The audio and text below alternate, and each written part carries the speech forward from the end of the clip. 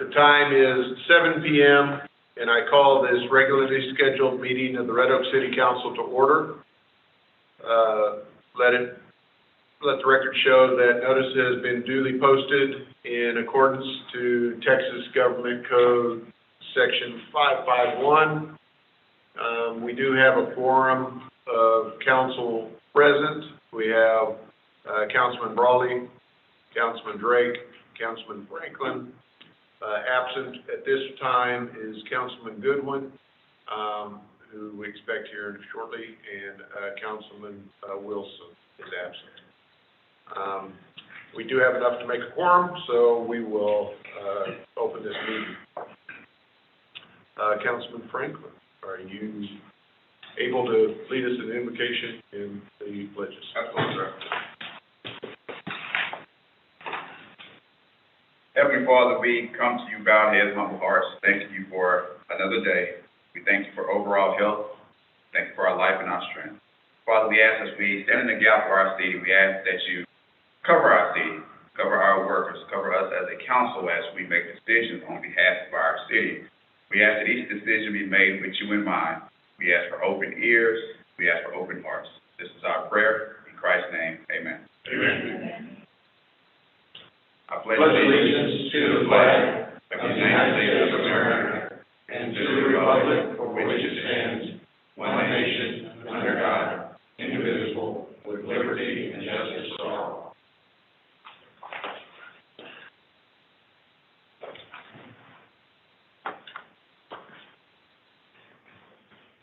Thank you, Councilman Frank.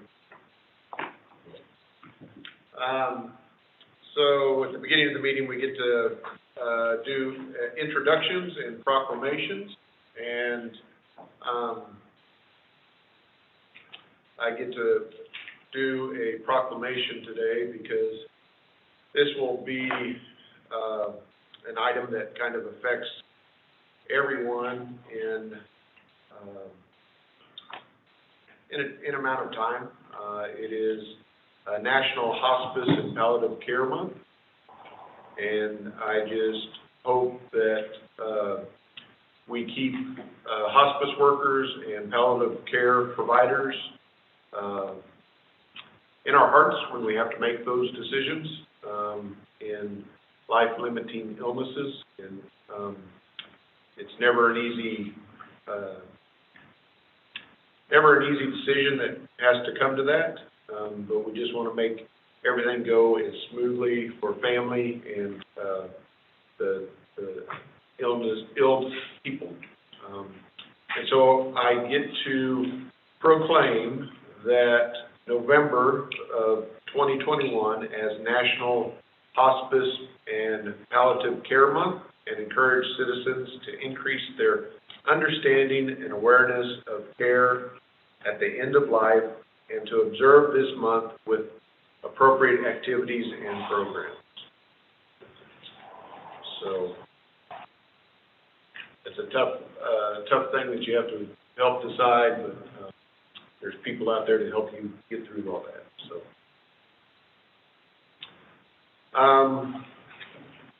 please let the record note that Councilman Goodwin arrived at 7:03 p.m. And so we have several citizens' comments. We have several that have signed up for items that are not on the agenda. So I'm going to ask that, and those that have signed up for items that are on the agenda, I'll wait until that agenda item to recognize y'all and let you come up, if that's the way you want it. That way we can kind of address that. In no specific order, Ms. Riley. And when you step up to the podium, please realize that we'll limit our talks to about 3 minutes. And please give your full name, your address, and what you are wanting to speak about. Good afternoon. Good evening. Yes, my name is Paula Riley. I'm at 401 Rugged Drive in Red Oak, Texas. I believe I live in the city limits, but from looking at this map online, I'm not real sure. there's a couple things, I know that you guys voted on a new budget just recently, and, there's a couple of things that I wanted to bring to your attention, which you may or may not know. The, street on 401 Rugged is mostly concrete, and they do have a new subdivision going in there. But on my end of the street, where I've been for 25 years, there is, blacktop. Most recently, there was about a mile and a half of blacktop redone on Sunday. And I was hoping and maybe wondering if you guys could redo the quarter mile of Rugged Drive. Didn't seem like that big a deal, but it is me because I live and drive on it every day. And with that, new subdivision coming in, I do feel that it's going to get more worn and worse as time progresses. The second thing is, in my area of town, and I don't live where they have sidewalks or street corners or curbs or any of that, we need brush pickup. And I understand that with our current CWD, that they offer that, but I got a newsflash. I mean, 6 foot by 3 foot doesn't near handle my problem.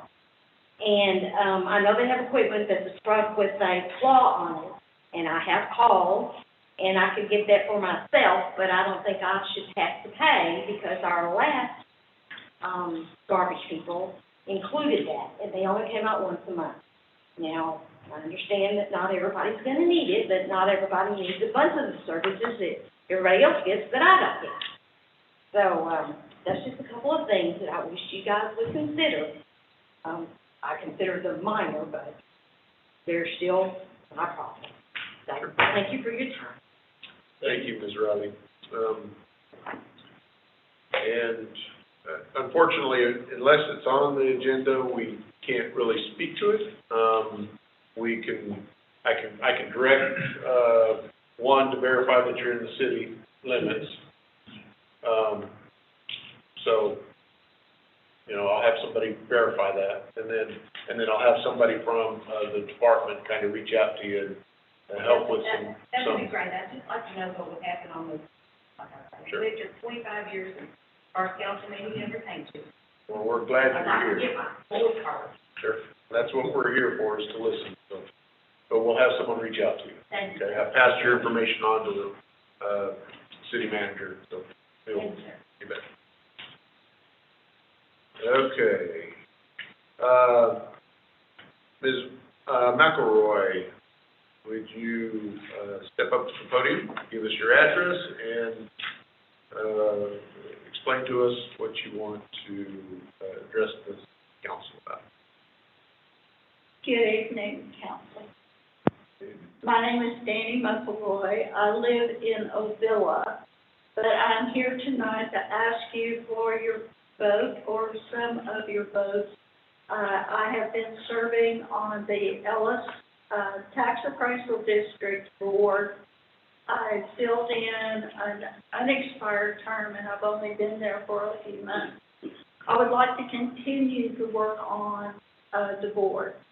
The board is very well represents all of Ellis County. And we have another member here tonight that's going to ask for your votes also. I've known John for a long time. He's a great guy. And I wouldn't want to take all of your votes away from him, but I sure would like to have some of them. I have lived in Ovilla for 28 years. As you know, Ovilla is a bedroom community, and we have very little there. So I shop in Red Oak. You're getting my tax dollars. I pay. And you're getting ours.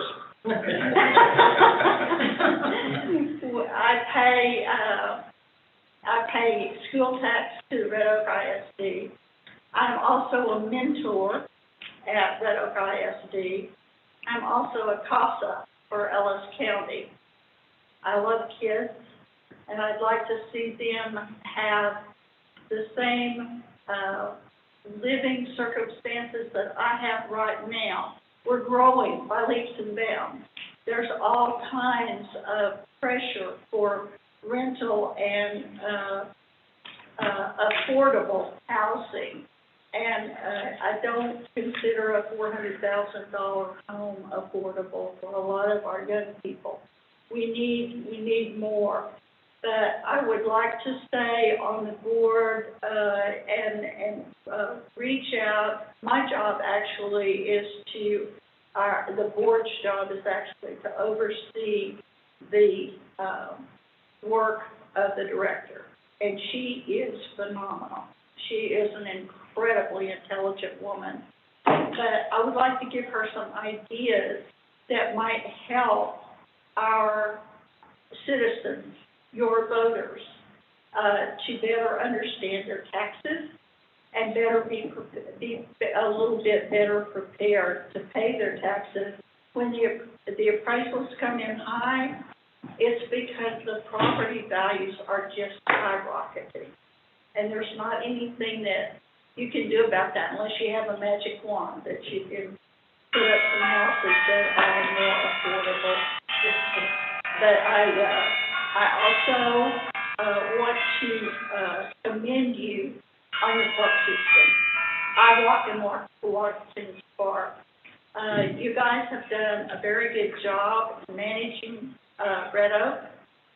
I think that our overall governance in the Ellis County That's your 3 minutes. Very good. That's your 3 minutes. I'm Pardon sorry. me? That's your 3 minutes. Okay. That's why I was letting it play. But Thank you for your time, and thank you for your service. So just let council know, this item will come up in our December meeting. That's when we need to cast our votes. And she reached out to me and I said, please come. So we called and meet her. And so that's why she's here. And she may be here next time also. We never know. So it depends on how hard I have to work. Thank you very much. But I just really would like to work with the Yeah, you bet. All right.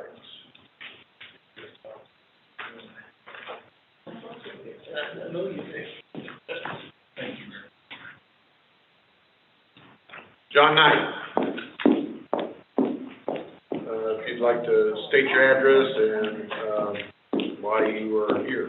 And again, 3 minutes. Yes, sir. So not to be too duplicative, but I'm here, John Knight, 3511 Maple in Ovilla. And I'm not going to be able to make your next board meeting, so I'm here tonight. I sent you an email previously kind of asking for your vote, but I wanted to come and say a couple of things. So it takes 834 votes to be on the appraisal board, and the city of Red Oak has 109. And so historically, while they're all open seats, there's been some strategic collaboration amongst cities and school districts. So you can take down, basically Northern Ellis County has 2 seats. Midlothian ISD and Ellis County are the only 2 entities that can guarantee 834 votes. Otherwise, you have to come and ask for 102 here and 33 in Ovilla.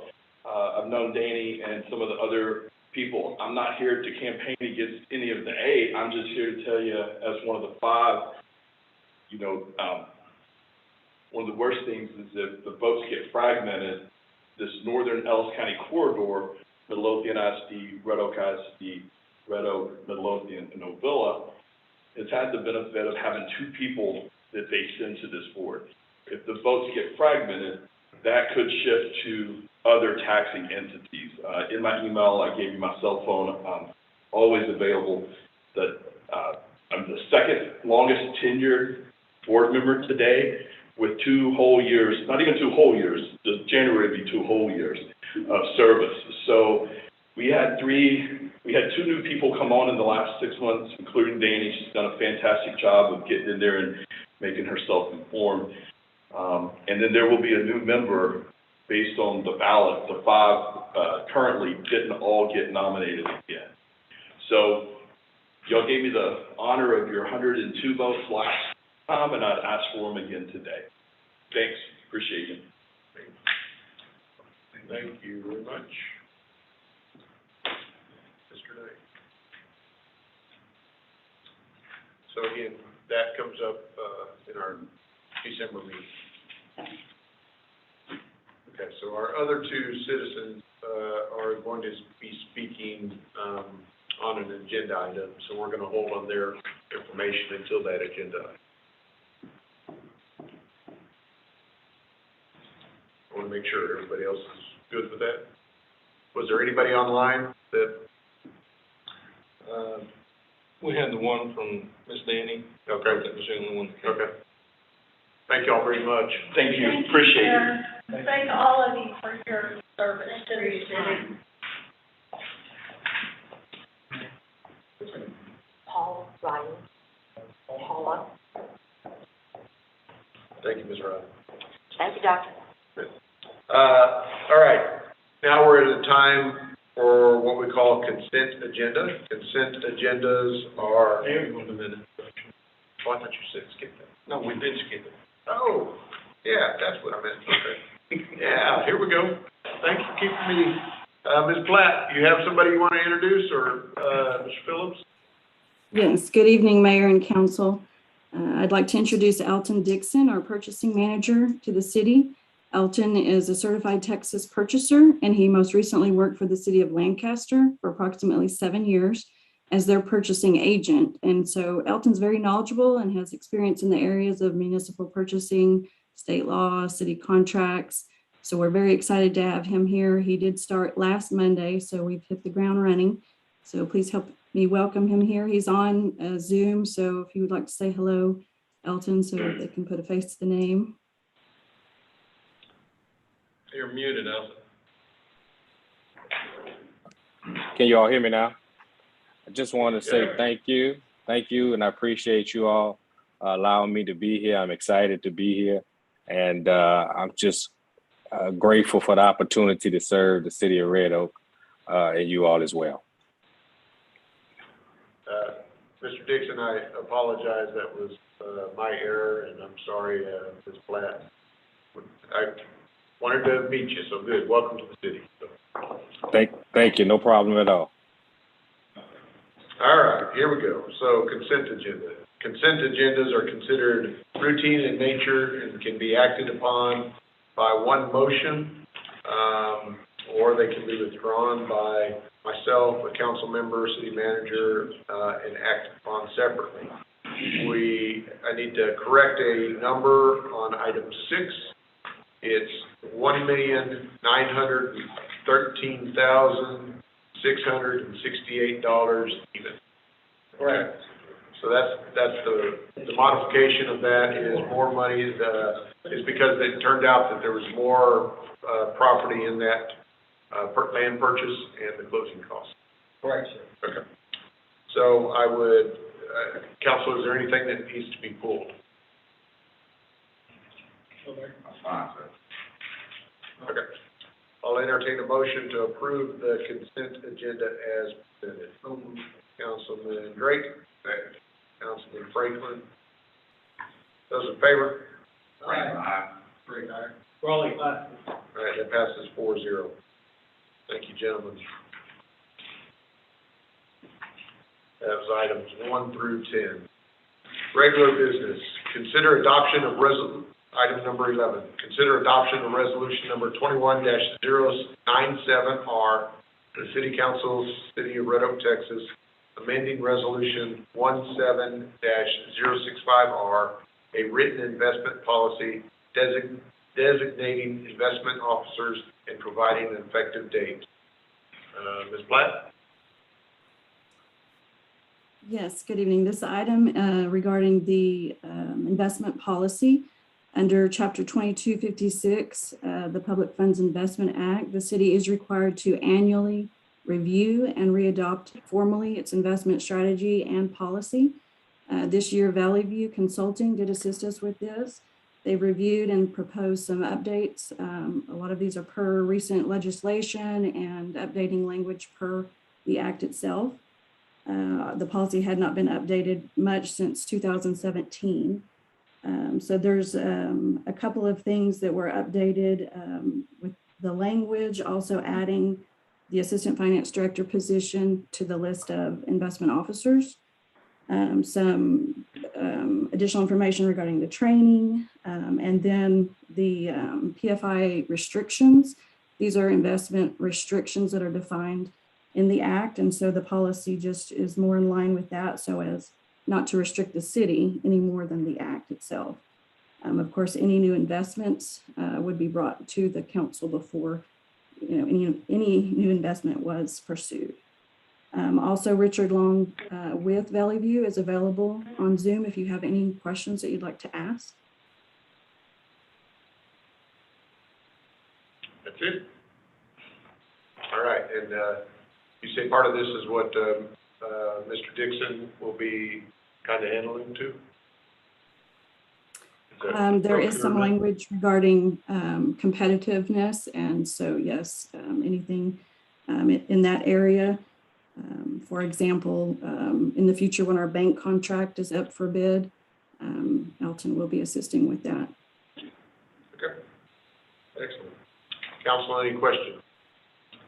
Entertain a motion to approve resolution number 21-097R. So moved. Councilman Brawley, Second. Councilman Goodwin. Those in favor? Franklin, aye. Aye. Craig, aye. Raleigh, aye. That passes 4-0. Thank you, ma'am. Item 12, consider adoption of resolution number 21-098R in the city of Red Oak, Texas, hereby awarding a bid to AUI Partners LLC and approving the terms and conditions of the construction manager at-risk agreement, which is attached hereto and incorporated herein as Exhibit A by and between the City of Red Oak, Texas and AUI Partners LLC for construction services at Live Oak Municipal Center located in the City of Red Oak in an amount not to exceed $410,188. Authorizing the city manager to execute the terms and conditions of the contract after approval by the city attorney and providing an effective date. Mr. Phillips? Okay. Good evening, Mayor and Council. As we've discussed the last couple of meetings, we've been working through the process to select our construction manager at risk for the Live Oak project. We went through an extensive review process with staff, the architect, prior to Mr. Dixon coming on board, also a purchasing specialist to narrow down the 8 bidders that bid on the project. And it was a unanimous decision that the committee selected AUI to enter into negotiations for the TMAR. If you're not familiar, construction manager at risk is typically kind of transfers the risk of a project, especially something like we have, which is a renovation, over to the contractor versus the city. So once we go through this process, you'll see there's an agreement in here that goes through kind of how that works. It's a multi-step process, and essentially tonight what we're recommending is approval of this item in order for us to get started on the pre-construction and to get to the next step of the phase, which is the guaranteed maximum price. So we'll come back to you once we work with AUI and the architect to come up with that guaranteed maximum price for approval to move forward with the actual construction of the project. So we've checked references, we've looked at other similar projects. I think AUI has been doing CMAR type projects for 28 years. Their references are great. So we look forward to working with them if this is approved. Also tonight, Mr. Dustin Stifler is here. He's the president of AUI. He will be available to answer any questions or provide any additional detail. Jonathan, you want to explain the part about the 35? Sure. So like I said, it's a multiple step process. This first step essentially is agreeing to agree to the terms and conditions in the contract. So we've agreed that as part of the pre-construction, we would be paying AUI $3,500 to put together the guaranteed maximum price. So they go out, they do the due diligence, they bring in their subcontractors, they put the numbers together, and then they'll come back to us. Let's say they come back and tell us it's gonna be $20 million to build this project. Then we, at that time, have the opportunity to say, oh, wait a second, we don't have $20 million to build this project. And so we can choose to move forward or not at that point, depending on what that guaranteed maximum price is. So, essentially what you're approving tonight is the terms and conditions of the agreement, and has been reviewed by both attorneys. And then, the ability for us to pay AUI the $3,500 for pre-construction. What's the 400,000? That's a not to exceed amount for the entire project.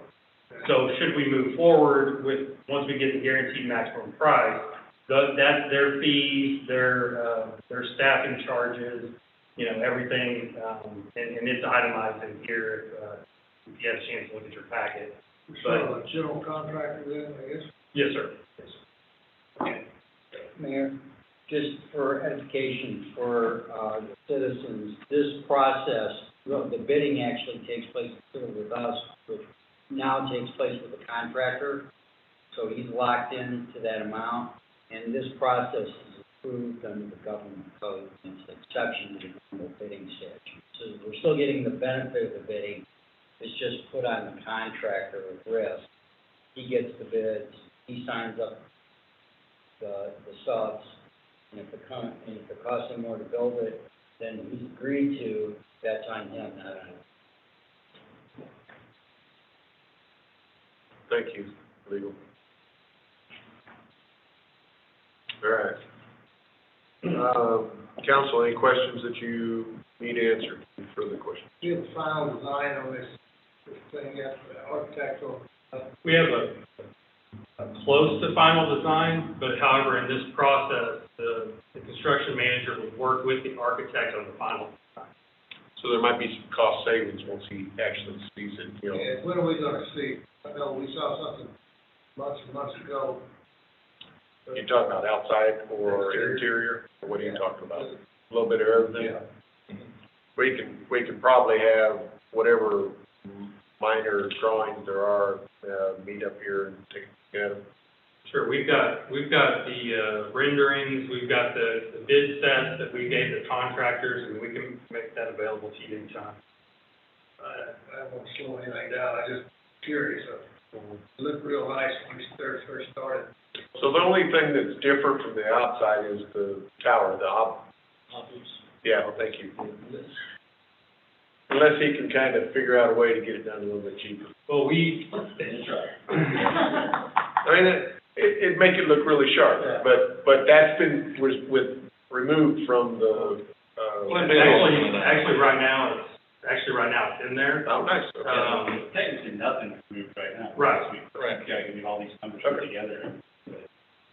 So basically, what you have, what you looked at before is basically what's gonna get built, Yeah. unless we get in there and we have to cut out $550,000 to get into our budget, and then we'll bring back to you all, well, this obelisk went away, or this screening wall went away, and show you what changes took place to get us down within that budget. Probably take that out of EDC, because. Well, thank you.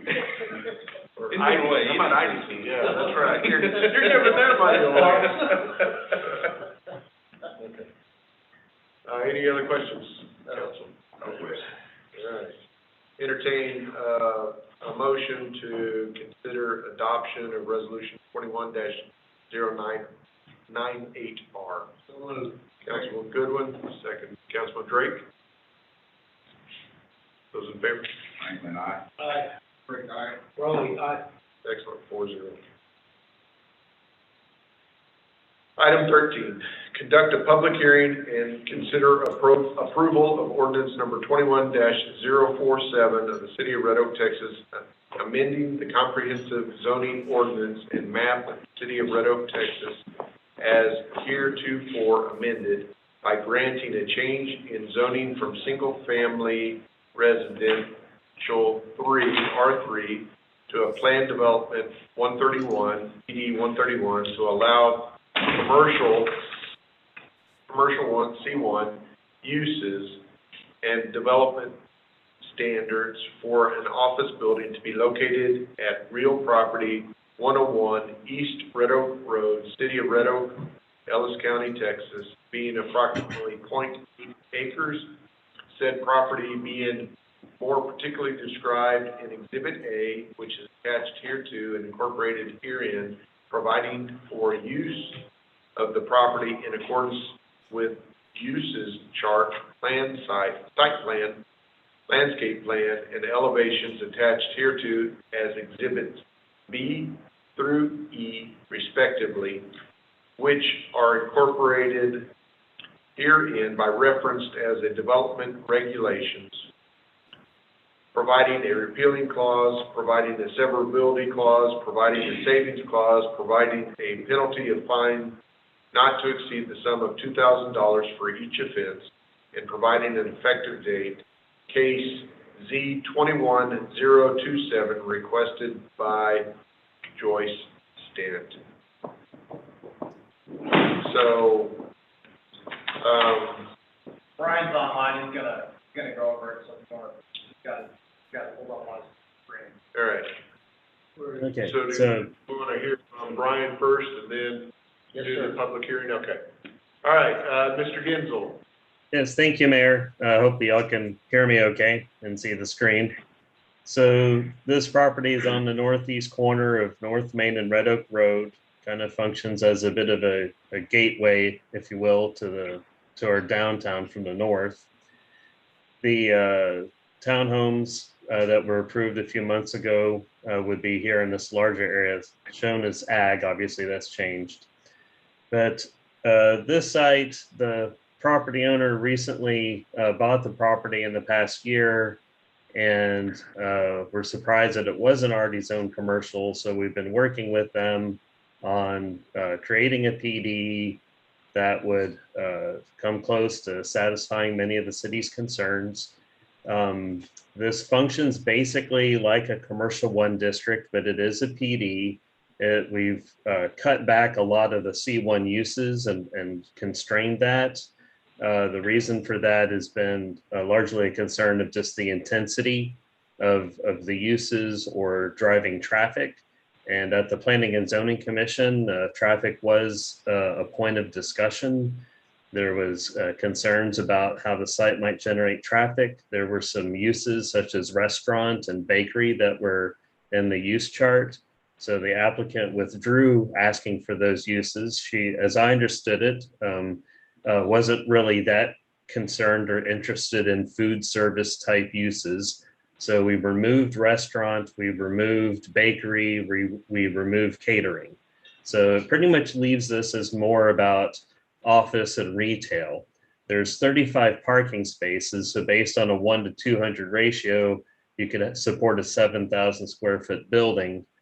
And the building is about 6,250 square feet. So even on a more restricted parking ratio for a medical type office at 1 to 200, there's still plenty of parking to meet the needs of the site. This was in the ordinance, so it was in your packet, the list of uses. There was a comparison for C1 also provided. We did also change some of those that might have been allowed by right in C1 to still requiring an SUP. Then with the site, the building has kind of an orientation that's also a bit more consistent with a turn of the century aesthetic, where the building has been pushed more towards the corner. And so the architecture of the building can be shown off more, encourage access and walkability, and the parking would be behind the building for the most part. The dumpster is here in the back corner. And let's get you landscaping. Unless I skipped it. Let's see. It's kind of hard to read. It's heavily landscaped. Lots of street trees, meets or exceeds their standards. They'll do some of the detention in the front, so they've incorporated the landscaping and the detention together to try to enhance the curb appeal of the site. And then it's all masonry. They've taken some historic design cues with the tie rod anchored awnings, all brick and stone, has the architectural variation by having soldier courses, as well as that breakup in the patterns. The squares above the windows and the front entry, that's intended for for whichever businesses may need signage. The signage could go there and fit within that architectural detail. And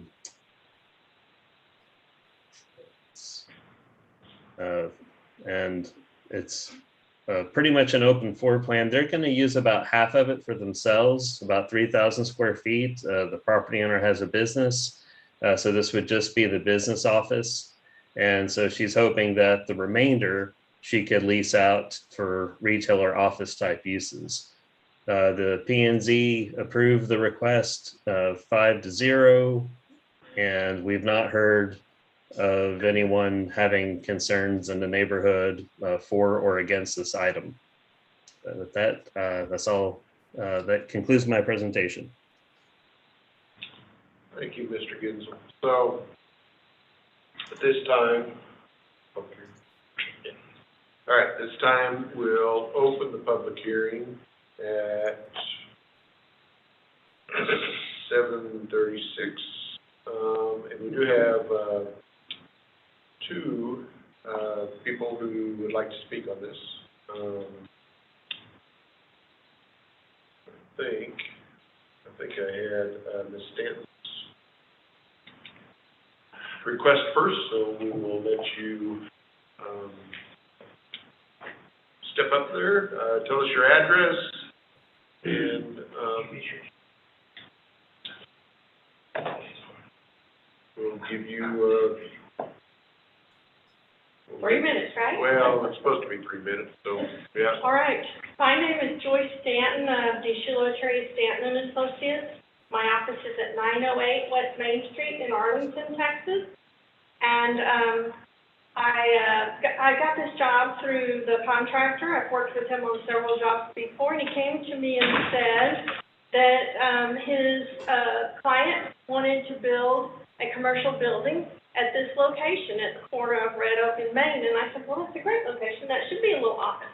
And then we looked into it, and it was zoned residential. And so, well, the first thing we got to do then is get it rezoned, right? So you can build an office there instead of a house. And, you know, it's on Red Oak, so not really where somebody would want to have their house, even though Main Street has a lot of residences on it. I wouldn't particularly want to live facing Red Oak. It's a busy street. So I said, this is a good fit. We'll make it happen. And we worked with the city staff to come up with something that kind of presented the gateway. They liked the old-fashioned look of Red Oak, and it's got those cute little lights and the awnings. Detention is a requirement in Red Oak, and so we needed it to be in the front because that's the downstream but that's the front. So we're going to put a lot of landscaping in the detention pond and make it look really attractive. Plants that like to get their feet wet, that kind of thing. We did have a finite amount of space. By the time we dedicated the extra right-of-way for Red Oak and the extra right-of-way for Main, it was only about 0.8. So we helped them come up with as many parking spaces as they could and still fit their building in there, and they were happy. They really just wanted office space anyway, but we wanted to allow them a little flexibility in case a particular kind of office space came in that they could accommodate it. So we got, like Brian said, about 35 spaces in there. I do want to say the city staff's been wonderful to work with, and I thought he did an excellent job presenting our case, and I'll answer any other questions you might have. Thank you very much. So our second person is Ms. Jackson.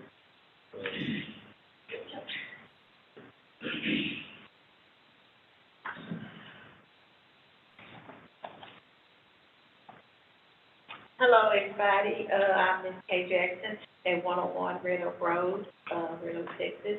And I am here saying first that thank you all for having us, and I look forward to working with everyone here at the city. We're just We already, have a business, and we're just wanting to use it for our main office and lease out the spaces and bring a little bit more of economic development to the Red Oak area. What's your business? We a preschool and a foster age. Thank you. So I assume you're for this, right? Yes, I'm for it, and I hope you all will be for it too, and thank you for your time. Thank you very much. I'll give the opportunity, do either one of you want to speak on this? I'm just here for, I'm the contractor and I put all this together, but, Okay. I work real closely with Brian and Ben and. What's your name? I'm sorry. My name's William Tyler, APCO Contractors, general contractor, and, the sheer, 2 or 3 months that we worked, put this together, it totally changed from what they originally wanted, but it's become something that we like a whole lot better. Nice. And it's, the old look, the gateway going into the historical park, that's, we're really excited about hopefully getting the building for you. Excellent. Did you get his name? I think I did. Did you say Lynn Tyler? Lynn Tyler, yes. Great, thank you. Thank you. Sir, did you have a comment on this? No, actually, came in late, just recently retired, I want to see what's going on with the city. Sweet. Here, came in late, I want to be involved, see what's going on, so, Excellent. first, I have to see what's going on. Well, we'll hand you an application here in just a minute, so. You gotta take it. All right, was there anybody online that wanted to speak on this or anything? Okay. All right, so I'll entertain a motion to close this public hearing at, 7:42. So moved. Councilman Franklin. Councilman Drake. Those in favor of closing? Aye. All right, that's 4-0 closing at 7:42. All right, council, questions that, Mr. Gensel can answer. Yeah, man, could I see that overview again of the lot?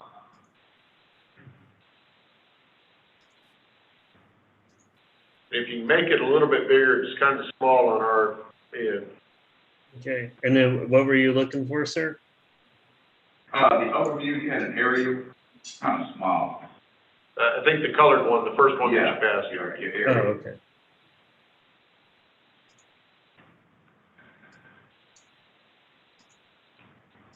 I was trying to see what's around it.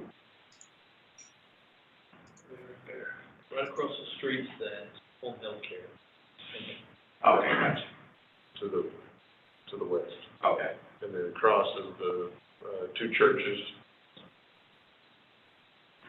And that's PD 189 on the home health care? 109. Okay, so 109. 109. Yeah. Okay. All right, thank you. If we really want to make it old fashioned, we need to ditch it folks out there. I don't know if old fashioned, adjective, describe it. They mean as old as you. So- Older than that. So, Mr. Gensel, how close is the driveway for this new development compared to the entrance that we approved in that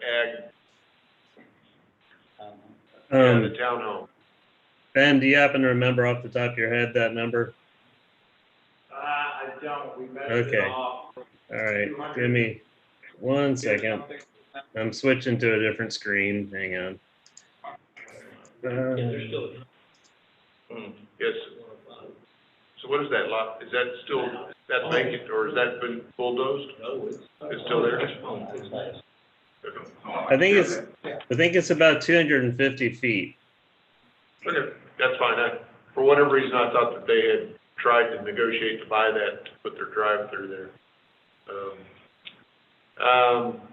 And then, so what, is there a wall or anything between that residence and in this new development?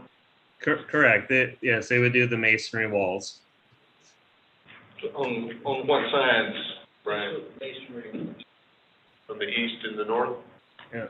I don't remember what I thought it was north masonry also.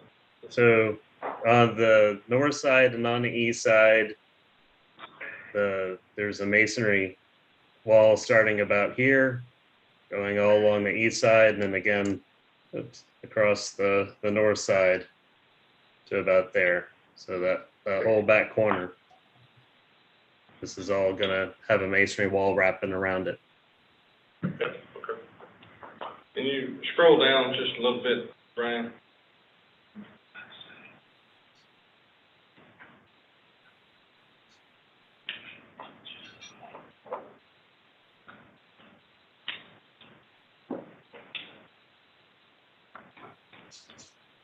I guess a couple of things that I'm just thinking about is, and I don't know, I know P and Z was worried about the traffic. We're not gonna get very many roads that are gonna be this big that are not state roadways. I'm not opposed to a sandwich shop or something like that being in there, because we don't have anything in that area of town. So, you know, with me just sitting here thinking, and having done this for 21 years, I can easily envision in a few years, you all coming back and saying, well, my tenant has left and I have this new tenant, but they don't fit the zoning and I can't put them in there. Can you change it to allow a sandwich shop or some other type use? So, I mean, if you want to do that, I think that's fine. Leave it the way they've got it with that not allowed, but I think just be prepared to see that in the future at some point that they're going to want to change on that somewhere down the line.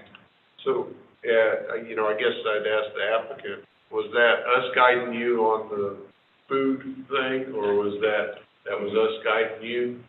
I mean, would you prefer to have that in there? It's something small, but I do not have a vision for a restaurant.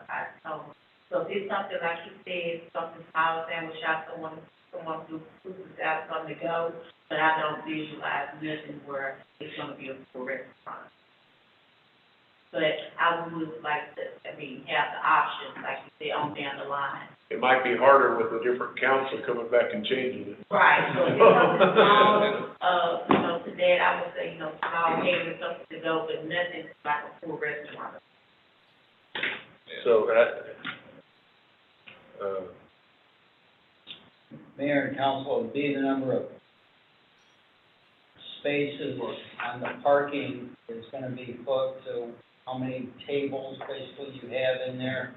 So that would be site control. So if there's 10 parking spaces, then there'd be 4 tables. So it would help keep it small just based on the parking. So I think that it would meet her needs to open the restaurant. If it was over that. yeah, and I think she's just saying a grab and go type place. Right, as yeah, I opposed have to have tables and And- because of just what I do. So what do we need to do? And that's true enough, but also you may sell the thing 10 years from You're now. right. And It's that- locked in, it is locked in that way, so. and it's predictable. Right, so I think, you all as a council need to decide, are you okay with it being restaurants, or are you not okay with it being restaurants? If you're okay with it, then I'd go ahead and put it in there. If you agree that you don't want restaurants in there, then that's fine. I just think y'all need to think about, P and Z asked them to take that out. So I think you all at least need to discuss whether you want to leave it that way. I like the suggestion's a good one. That, you can't ever tell what's gonna happen in the future, and maybe somebody will put cleaners or something else like that in there. And, that's a good idea to me. I think it gives us more options. So- More options. Is there a way to pull up what those exclusions were? Yeah.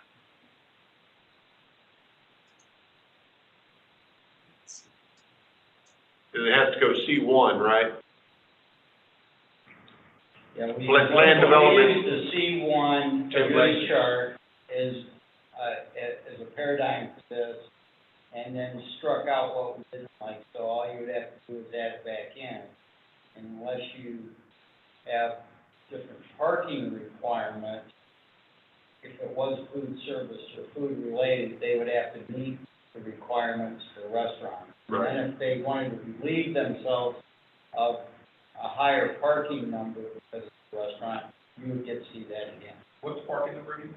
35.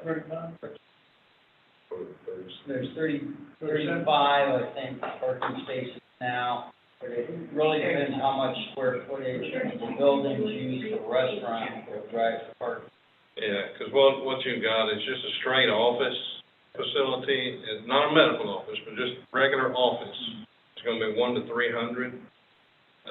So you can offset that, more office that you have will allow you more for restaurants or retail, which would have a higher parking ratio.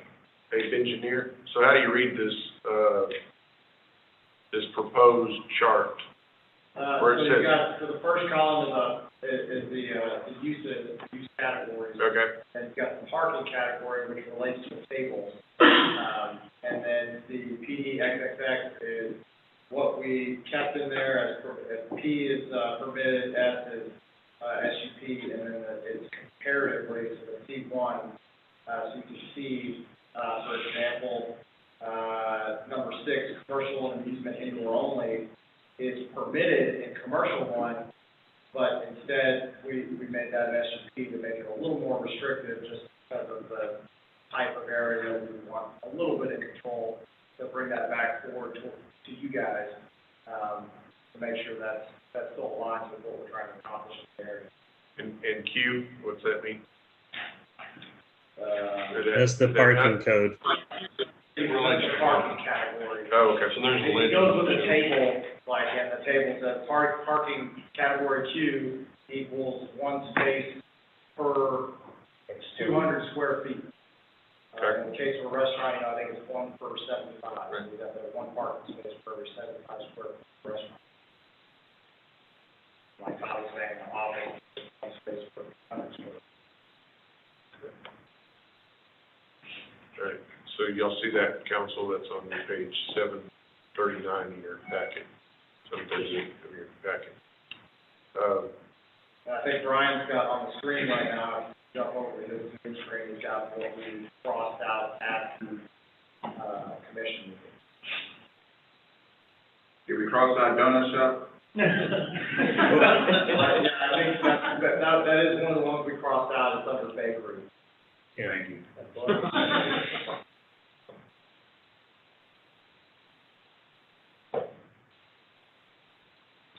So what's your preference, council?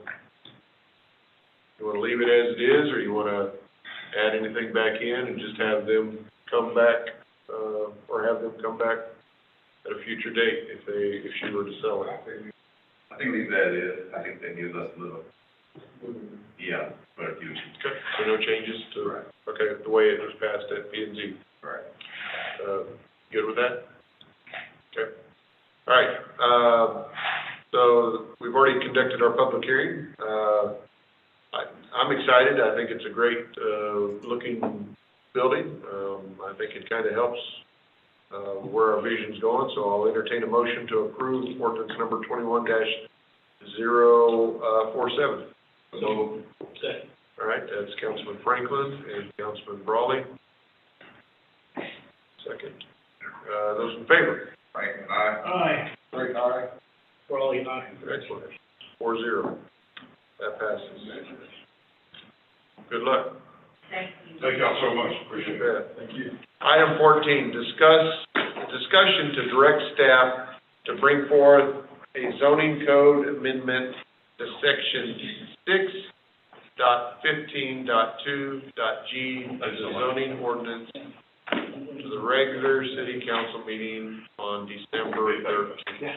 Mayor, why don't No we problem. go to, 14 and 15 are related, we can go in together. Okay? And, also the zoning, code amendment, section 3.1.2.b, to our next, council meeting.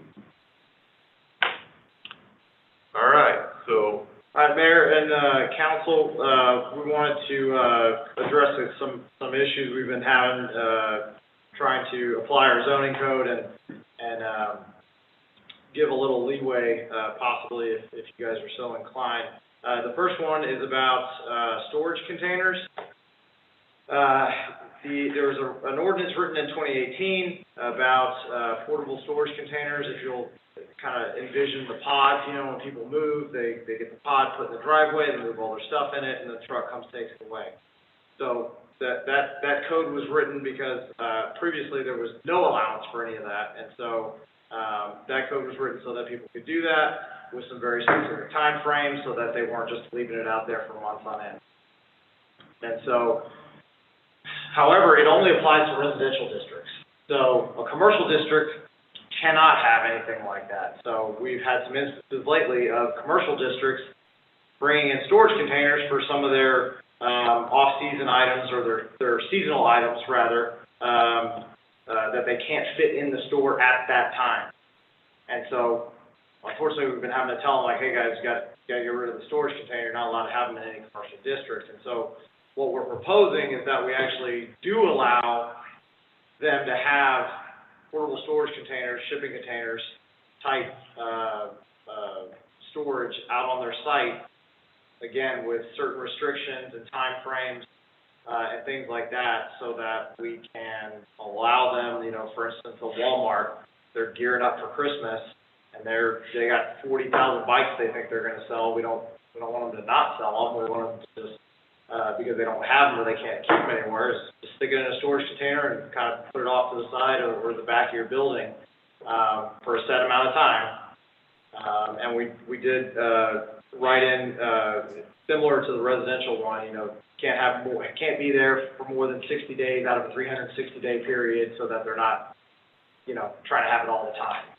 So the intent is merely to be flexible and let us issue a temporary permit for that type of thing. So we're not inhibiting basically what would amount to our sales tax. Sure. And I'll kind of jump over to the next item as well. So in that item, I'm asking you to tell me to bring a zoning change back towards you guys in December, so that we can get going on that. And the next item is that I'm also going to ask you to go ahead and direct me to amend the zoning code so that I can bring back or bring forth minor changes like this to the zoning ordinance or subdivision ordinance without having you direct me first. So basically just eliminates a step of having to come ask you to tell me to do something.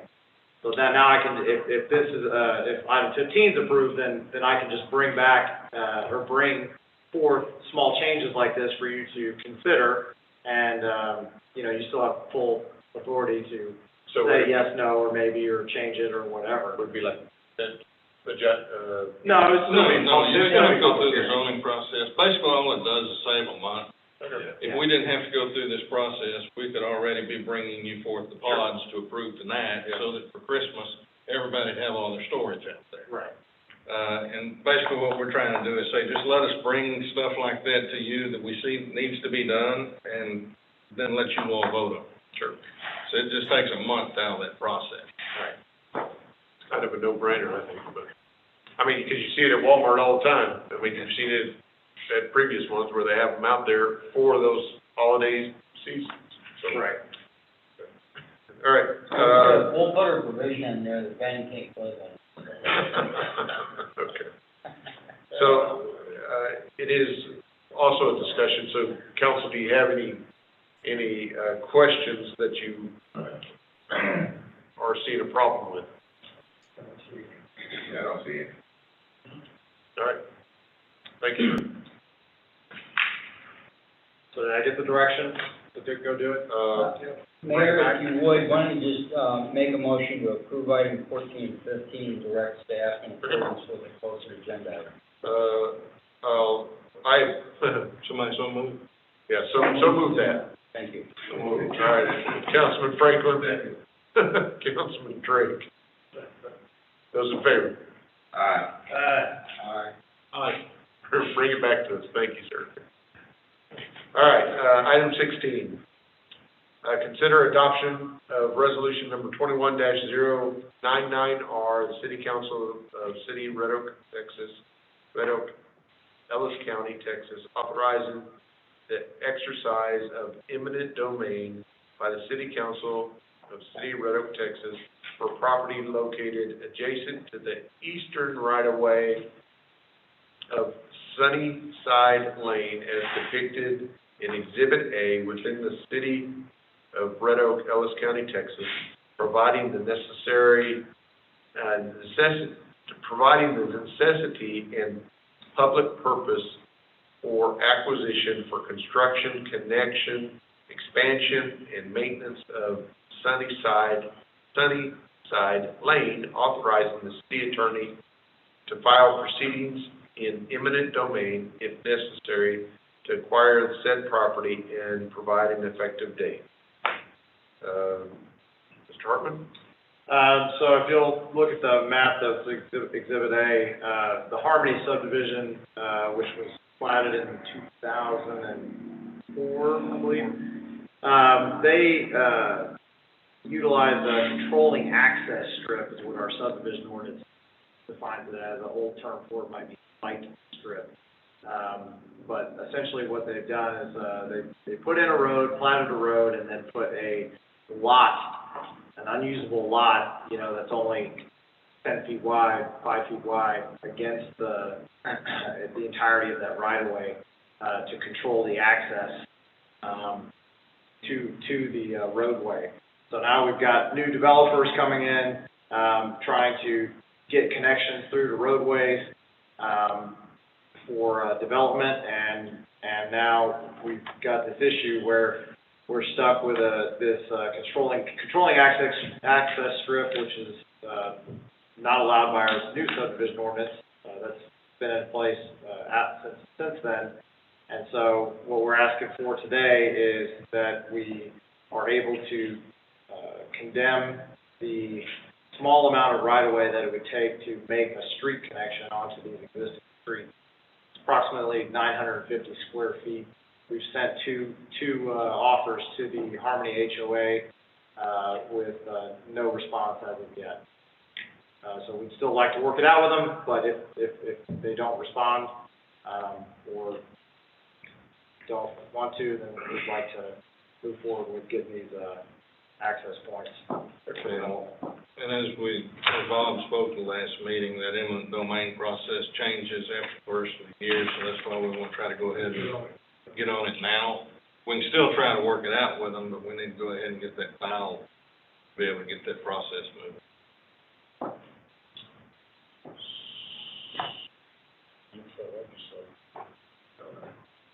So that's part of the, what's that subdivision?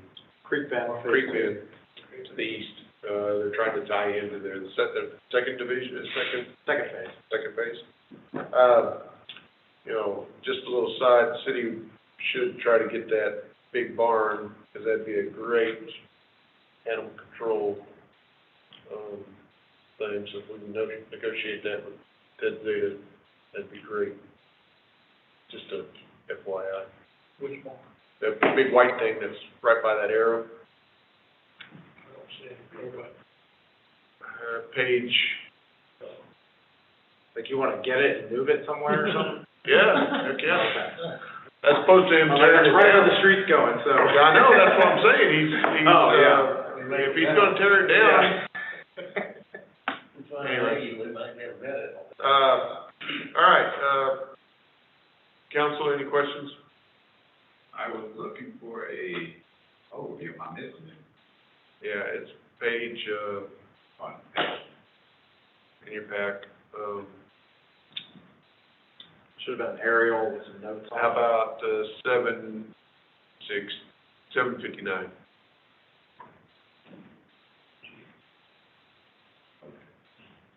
Here.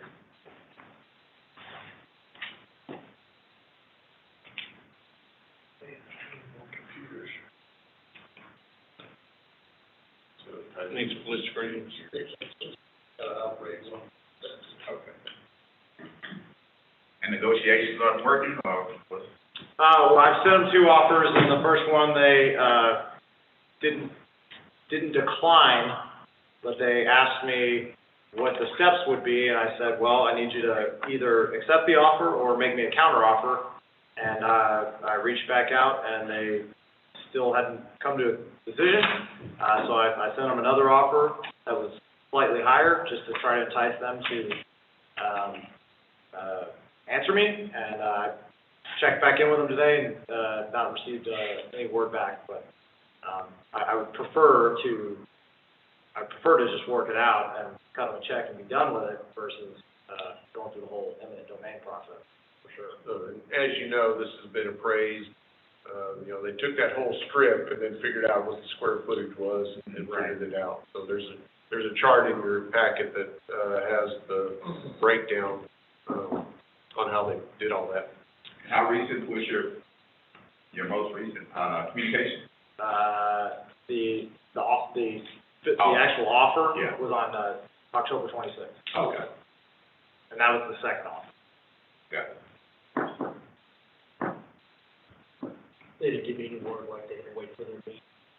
No, they've had one meeting, and I asked what the conclusion was, and they said there was not a conclusion, so, I followed up to see if there was any additional conclusion, came to later, so not heard back.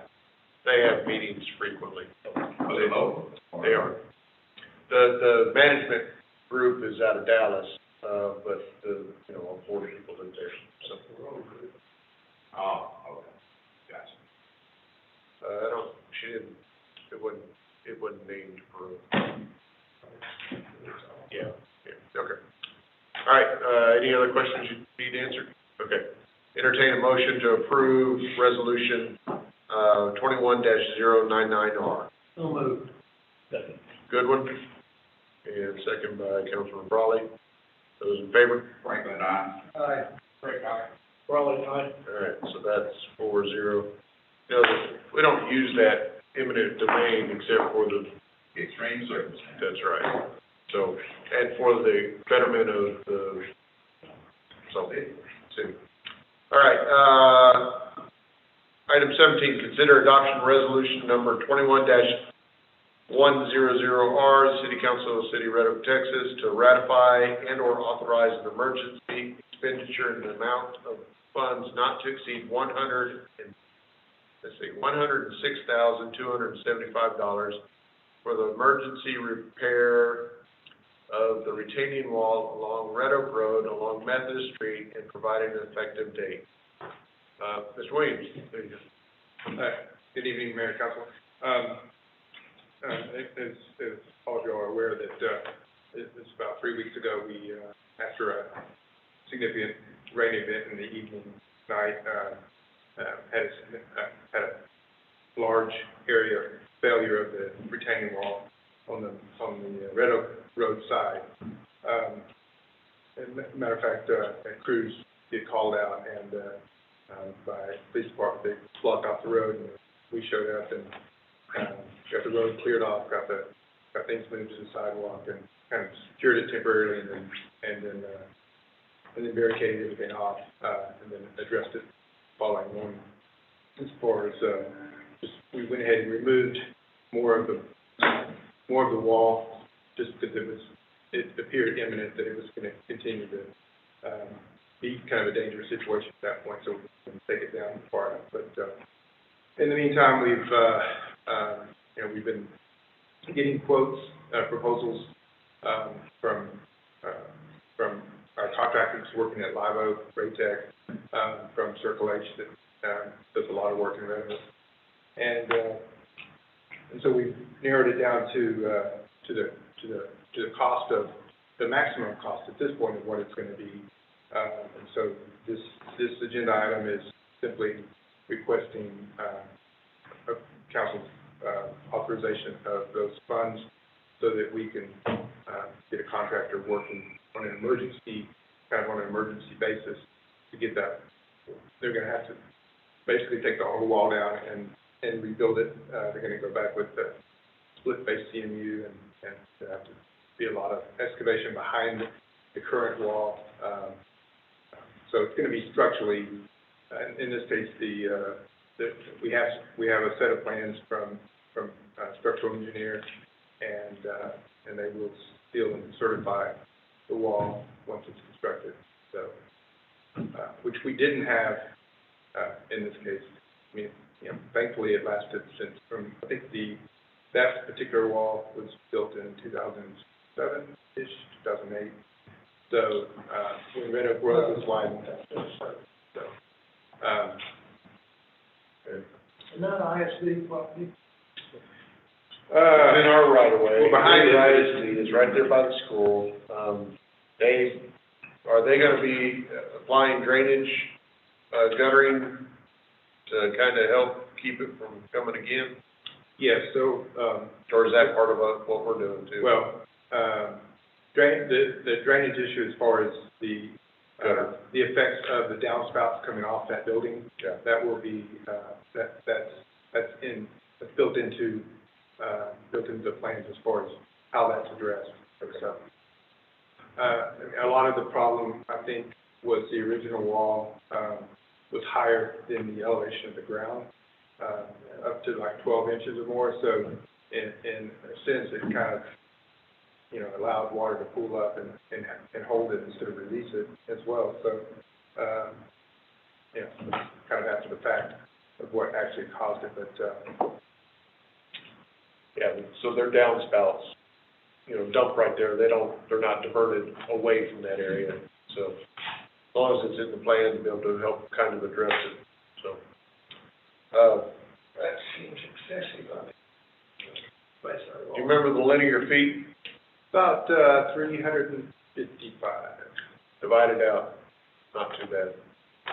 So, it is, it seems excessive, but it's part of our, when we cut the road for Methodist and, for Red Oak Road, Well, and it has to be, in this case,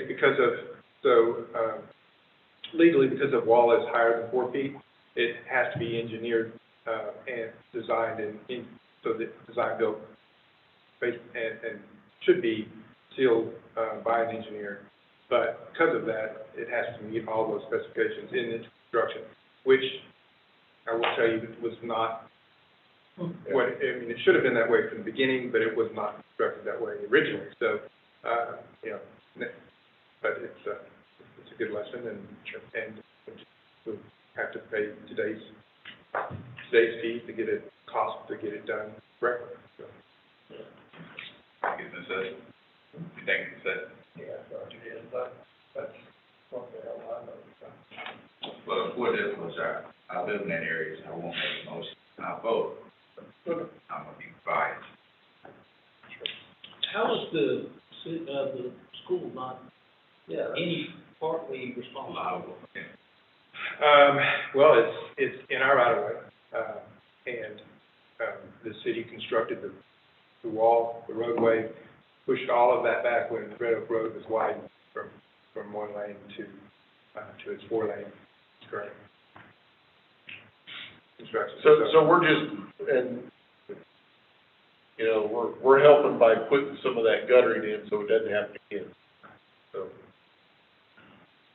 We don't understand why we should be paying for their infrastructure that's damaging our. Did you find out whether those gutters were there to begin with? Yes, sir. Yes, sir. And that's kind of the point, it was through no fault of their own, because had they done it right back in whatever, then they would have taken those gutters out underneath it in the first place, and it wouldn't have failed. So the school didn't do anything new to cause it. It's just their existing condition kept hitting our wall that we put in after theirs was in. This feels like a retaining wall on my property, holding my property in place, my responsibility. But if it's city right away. Yeah, it's not on their property. We put the wall in, then, City did. yeah, the city did. So it wasn't the ISD, they Right. had to go on their property. So we've recommended funding this out of fund balance. This is obviously not a planned expenditure. Verified with finance that we did better than expected on our year-end estimate. We do have the funding available, and it wasn't allocated. And that was in that budget amendment we did earlier. Yeah, I don't like it either, but take care. We gotta take care of this, right? So, yeah. All right, so I will, think it has to get done. So I will entertain a motion to adopt resolution 21-100-100R. Second. So that's Councilman, Drake, and second by Councilman Goodwin. Those in favor? Franklin, aye. Aye. Drake, aye. Raleigh, aye. All right. That passes 4-0. Item 18, discuss the results of the pavement condition assessment and guidance report for the City of Red Oak Pavement Management Plan. Hey, Ben. Mayor and Council, I know that, this is an exciting moment. Everybody's been impatiently waiting for this grand report. So we have, and the report was included in your packet, and we also, have made, hard copies and put them in, put in a bound booklet just to, for live reading, if you feel so moved. And we also have copied just the presentation. We have, I think, about 10 slides that we're just going to kind of quickly go over. So it just kind of give you a summarized version of a few things and kind of our perspective on some stuff. And then can certainly answer any questions that council may have once we're done. Let Mr. Jared Benford kind of take over and begin the presentation. Good evening, Mayor and Council. Thank you very much for letting us present this to you tonight. As you know, in April, we had our pavement condition assessment done by Infrastructure Management Solutions. They were able to wrap that up in just a couple days, but after that, they go through a very extensive quality assurance, quality control check. Throughout the assessment, they actually took a photo of every street every 15 feet. So what they did was compare the scores that they got to those photos, and we ended up with our final product that we got the 1st of October, which we are now excited to present to you. So on that pavement condition rating, so the PCI score, pavement condition index, rates from 0 being, awful, barely even a road, to 100, which is, freshly poured asphalt or concrete. And then we give those a description ranging from excellent all the way down to very poor. And then based on those ratings, you can kind of go through, 100 to 85 excellent, slight new condition. They're in the middle, fair, heavy service-based inlays or overlays, localized repairs are needed. And then down 25 or below, a full construction is necessary. So here is a map of what that pavement condition rating ended up looking like with some small modifications. That assessment was done in April, but since then we have done a couple areas of mills overlays. On the Steinbach area, we did a little over 1.5 miles, and of course in the Highland Meadows area, we did right at 1 mile. So those scores have been adjusted, but a little bit different than the official report. Next, we have our lowest rated roadways in the city. Now, these are over 500 feet in length. There was a couple streets that were about 150 feet total that I didn't put in here because they would actually be partnered in with another street project. So our lowest rated street, over 500 feet in length, is Highland Avenue, which is right off Red Oak Road before you get to Methodist Street, including Roxy, Tom Driver, College Street, Stevenson, Dana, Valley View, Steinbach Court, Leonard, and Hillcrest. And then all of these are below what we call a backlog. Your backlog is any street that is below 40% or 40 under PCI. I'm sorry. So 23 is the worst. 23 is the worst city the worst street in our city. We don't have anything lower than a 23. So our city, we have a lot of brand new concrete and then a lot of older asphalt. So our concrete, actually 99% of our concrete rates fair or better, or that's a score of 50% or more, whereas 41.8% of our asphalt streets rate less than fair or less than 50%. So the red you see there is our asphalt, and the gold is our concrete street. So 23.8% of our asphalt streets have a score of less than 40. And luckily, we don't have any concrete streets that actually have a score of less than 40. So I also, on that last side, ideally, and Jared will kind of speak on this, but, you know, with this rating index, and this is kind of a 5-year, like, project out 5 years. So, you know, part of what we look at is what is it going to take to just maintain where we are versus dropping that rating further. So, you know, obviously, it's always going to be, the answer to that is money, and that's what drives our ability to maintain the maintenance of our roadways. So, right now, obviously, our asphalt is in our worst condition. Our overall rating is what? Just if you combine both concrete and Overall asphalt? rating is 76. 76. But if you take out concrete and you just, since that's where we're, you know, we have zero backlog on concrete, right? Right. So, there's really no issue with concrete. Whereas on our asphalt, we have like a 23%, almost 24% backlog. So chip and seal included the asphalt? Yes. It would be, And gravel also.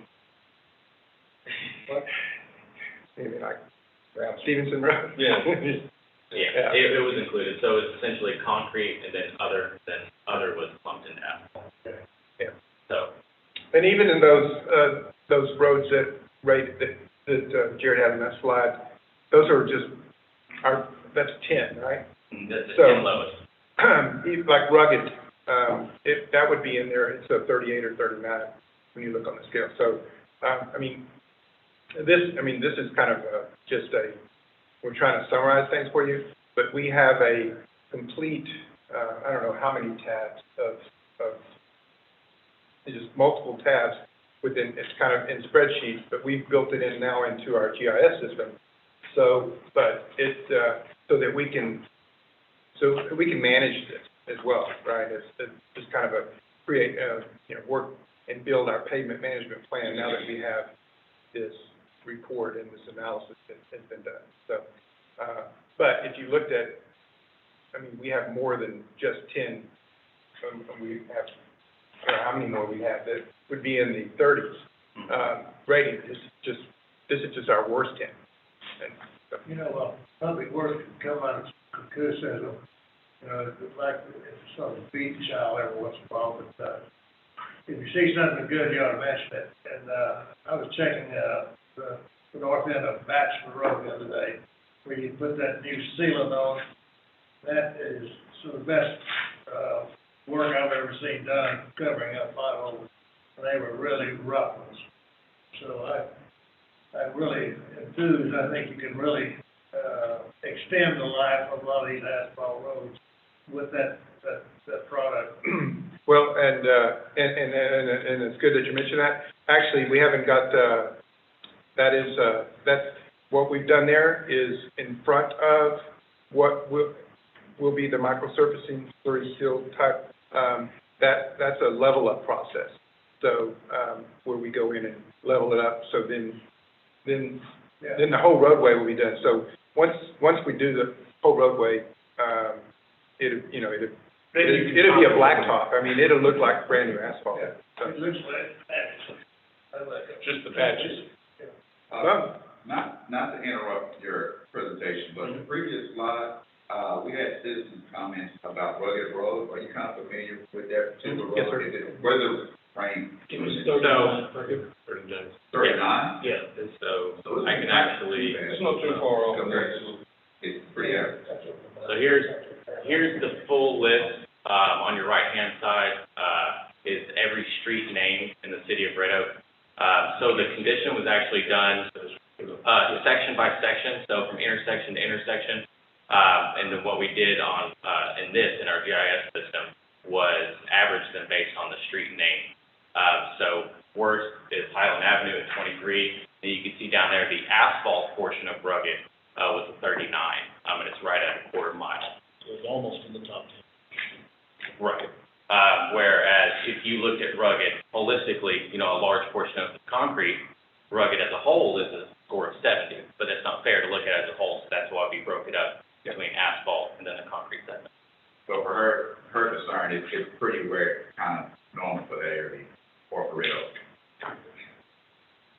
Well, it's among the bad streets, it's just not among the 10 worst. Gotcha. It may be number 11 or 12. So it is bad, it's just not as bad as these others. And that's one of the other things that I think we gotta come out of this with, is it's one thing to see which roads are bad, but it's another thing to see where we need to spend the money. So we're gonna have to have traffic counts too. Because do we go spend $500,000 doing these roads that are gonna have 40 cars a day on them? Or do we use $500,000 spending on roads that have 2,000 cars a day on them? So that's part of what they'll be doing through the strategic plan and budgeting process, is putting all that together to come up using the index along with the traffic data, how much impact it's gonna make, and getting the actual cost estimates per those sections. How many counters do we have? We have 3 counters, that each, so if we put it at a corner, it has 2 tubes. So what we can either do is capture each lane of traffic, or say we put it at the corner of Methodist and, Main Street, Methodist and Red Oak Road. I could throw 1 tube across Methodist, 1 tube across Red Oak Road, and actually get 2 sections of counts. With one counter. With 1 counter. And so we get those regularly. During the school year, we constantly have them out. As soon as we're done with one street, we clear the data and we go find another street to go on. Excellent. Okay. All right.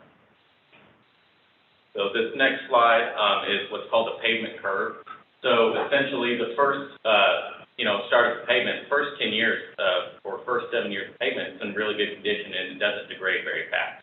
But once you hit about that 40% of your lifespan, it tanks. It starts declining really fast. You'll start seeing cracking, and that cracking turns into alligator cracking, that alligator cracking turns into raveling and big dips. So once that starts, if we don't, like in the second graph, do constant maintenance to extend that life, it's going to go down really fast. So part of this pavement management plan is not about waiting until these streets hit 20% and then rebuilding, because that's really expensive. It is about $3.83 per square yard to do microsurfacing, whereas if we're doing a full reconstruct on an asphalt street, we're at $25, $30 a square yard. So it's 10 times the cost. Whereas if we had started that, treatment earlier in the road's lifespan, we would extend that life. So some of this pavement management plan, let's say we have 10 streets that are just horrible, right? So what we're not going to do is only do those 10 streets. What we may do is do 8 of those streets, and then we'll come back and do earlier treatments on some streets that are still pretty good, because we don't want those streets to end up in the poor. So it's not just about fixing the worst ones, it's also about maintaining the ones that are still pretty good, but they're right teetering on that edge. So we want to catch it right before it hits that drop, raise its PCI score back up to the mid-80s, mid-90s, and then let it go another 5 or 7 years, and we can hit it again, because that's a lot cheaper over the life of the road than just waiting for every street in the city to fail and then rebuilding it at that point. And maybe an example of that is like we just did Steinbeck. So for the next 5 years, kind of round number there, we will should just have to crack seal that. So we'll inspect it periodically and crack seal it as needed, just to maintain, because it's the base failure is once moisture and things like that it can get into the base, and the base starts failing, that's when the road starts really going downhill very quickly. So protecting the base failure, so crack sealing, so we do that for 5 years, and then we potentially look at a slurry seal or microsurfacing at the 5-6 year mark, and that will extend that another 5 to 6 years. So, and as long as it continues maintain that condition, then you can actually do another microsurfacing technique for another 5 to 6 years. So you can layer up on microsurfacing. Prevent double working. So, yeah, at this point, you're not reconstructing it, you're just, so literally you can, in a 15 to 20-year period, you can spend half of what you would spend in reconstructing the road every 10 years because you didn't do anything in 10 years. Does that make sense? So you can really cut your cost in half and extend, and not have to do anything other than just kind of a preventative maintenance, quality or technique, in between. So, and even at that, once it just, you can go in and just, in this case, mill up and overlay, because we put asphalt down, you can go back and mill up that asphalt, and just overlay it with asphalt. In this case, what was done there was, the whole road was reconstructed. They churned up everything, slurry seal, redid the base, and then put new asphalt on. So, we have every reason to believe. So anyway, now Stainback becomes part of our pavement management plan. So, so we look at what those costs are going to be. For a long time, it's just going to be in-house stuff where we just crack seal it for the next 5 to 7 years. And then at some point, we'll start looking at a microsurfacing of it, for example. So that, there's Stainback. But then you take Bachelor, it's actually not in bad condition. So instead of reconstructing it, it doesn't need reconstruction. We just ensure that, like Councilman Goodwin said, make sure that everything's leveled off, as long as the base is, and it maintains itself and the base is good, then we just come in with microsurfacing. And instead of spending how much was it a square yard? $21.99 a square yard. Yeah, about $22 a square yard, reconstruct Bachelor, we spend $3.80 a square yard to microsurface it, and it will look pristine, black, like new blacktop for 5 years. And then possibly do that again for another 5 years, 5 years later. So, and then you take one of our worst roads and it has to be reconstructed. So we have to pay the full cost of whatever that is to have the road reconstructed. But then it goes into our pavement management plan at that point. So there's a lot of moving parts and a lot of variables to this. So it's that's what we're trying to manage. So I'm keep interrupting you. So the next one is the pavement condition curve. So as we move along the curve, so the first thing we can do to help maintain our street, besides just looking at it, we can crack seal it, right? So we can go out there and say, oh, yes, it's in bad condition. We can do nothing, but what we should do is start early and start crack sealing it. We can do that in-house crack sealer that y'all generously got for us about 1.5 years ago. That is on the street a lot. So as we move further down the pavement curve and more along with age, we get to microsurfacing or slurry seal. They're very similar, but microsurfacing has been kind of the hot topic around here in the city. So that's what we've been looking at. Further than that, we can do an overlay. So let's say a Bachelor it wasn't good enough for microsurfacing after we got down to level up. So what we can come in is just overlay another inch or 2 inches of asphalt on top of that. The only problem with overlays versus microsurfacing, your street's now 2 inches taller, so everybody's driveway. Kind of do that number getting out of there. As you move further down, a milling overlay, so we actually go in and we cut off the first 2 inches of asphalt or whatever depth we want to do, mill that up, add some rejuvenator, and then overlay that back on there with some fresh asphalt in there. Then, as we get to the end of our pavement life, the only thing we're left with is full depth reconstruction, which is, $21.99 a square yard is what we just paid for Stainback. Crack sealing, we estimate about 50 cents a square yard, because we do that in-house. It's kind of hard to judge that, because we buy bricks of this mastic that we're putting down. Microsurfacing, $3.84 per square yard, and that's using a interlocal. Overlay is about $13.76 a square yard. Mill and overlay, $18.23 a square yard. So it just gets more expensive the longer we wait to do so. Yeah, and, you know, to that point where it says overlay, it may, that's more expensive than microservicing, and you may be able to just do microservicing again and not have to overlay it. You don't So, have I the mean- equipment to do microservicing on the whole road, though, do it? Or do you have to go outside or? Not to do it right. You can buy some microservicing products that can pour out a 5-gallon bucket and squeeze you around, but it's not the same as what you can get when you go with a company, that does that for a living. Yeah, So you'd have to get somebody else to do microservicing. Yes. yeah, it's, I mean, it's a great technique, and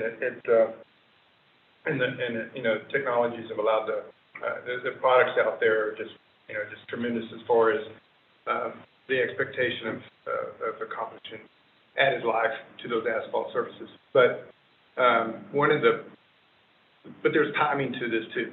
So, like, we can't just get them to cut their, like, they move, all of these companies that do this, that do that, they will be in one city, and get everything done there, and then they'll move on to, you know, to their next contract, to their next city. So, that's part of that interlocal game as well, as far as, you know, so, we can't just say, well, we have a couple of roads that we need you to do, and then come in and just do that. So, like we're looking at this springtime, and doing our microservicing in our spring. I don't exactly know when yet, work that out by the first of the year. The company that we'll deal with, probably Intermountain, they call it Intermountain Slurry Seal. So, and using them, figure out what their schedule is, but don't come in and we need to get as many roads done during that time as we can, because it's kind of a one shot each year. Is it heat sensitive? Well, what do you mean? Well, Only during the summer. you gotta only do it in the They summertime. can't put it when temperatures are below 40 degrees, so About 43? below 40. Yeah. So if it's below 40 outside, they can't come out to it. Yeah. That gives us a little leeway. But that also limits their window of availability to a whole year. So if, you know, we call Intermountain last minute, probably can push up, we gotta get on the schedule pretty early. But, I mean, that's all, we're figuring all that into our, to our management plan. It goes with everything else that we're doing. So next we have our, we have techniques specifically for asphalt roadways. So at the top, you have crack sealing, average cost, 50 cents a square yard. And this is for roadways that have a PCI of 80 or better. And what that does is it adds a score of 5 to 10 PCI, based on how much crack sealing will go out. Has a life cycle of about 1 to 2 years. Microsurfacing, a little bit more expensive now, $384. It's good for streets that have a PCI of 70 or better. What it'll do is actually reset their roadway PCI to a 90. And it's good for 5 to 8 years, depending on traffic, load, stuff like that. Overlays, it's good for a PCI score down to 60, and then actually gets us all the way back up to a 96 in our PCI score. Good for 10 to 15 years. Mill and overlay, good for roads down to 40. Then anything below 40 needs full depth reconstruction. Now, on your right-hand side, that life cycle, that's not if we do it again. That's if we come in and we continue to do routine maintenance throughout the life cycle. So we come in, do an overlay, and then we never look at that street again. It's not going to last 10 to 15 years. That's with additional routine maintenance. For concrete pavement roadways, very similar. So crack sealing is a great thing to do. Adds PCI score of 5 to 10, lasts 1 to 2 years. Then we can come in and start doing local rehabs, that's cutting out pothole, fixing a little patch. Panel replacements ranging from less than 10% of the street all the way down to extensive panel replacements, which is about 30% of the street, to your full reconstructs. On concrete, you can see that price per square yard escalates rather quickly. You know, we go from 50 cents a square yard for crack sealing up to $100 a square yard for full depth reconstruction. So obviously, we don't want to wait until our concrete street need that because it's, you know, astronomically more expensive. So here's our map again of the current pavement ratings. Our average PCI score currently is a 78, about a 77.5. We have 64 center line miles of roadways. Our average asphalt PCI is at 57 with 22.4 center line miles. Our average concrete is great, at an 84. That is a fantastic score, for concrete, with, 41.4 center line miles. What this does not include is any brand new streets, so that new section of Harmony, or any brand new neighborhoods that are currently under construction or just finished. That's not included in these, scores, because they would skew them, quite a bit.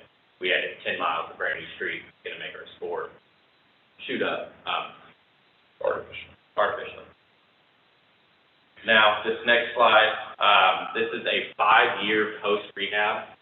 If we did, on average, a $450,000 annual budget.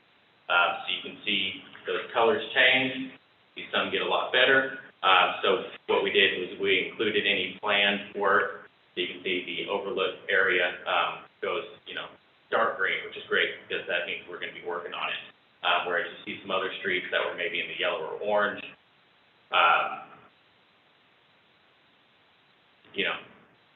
got worse because we haven't touched them.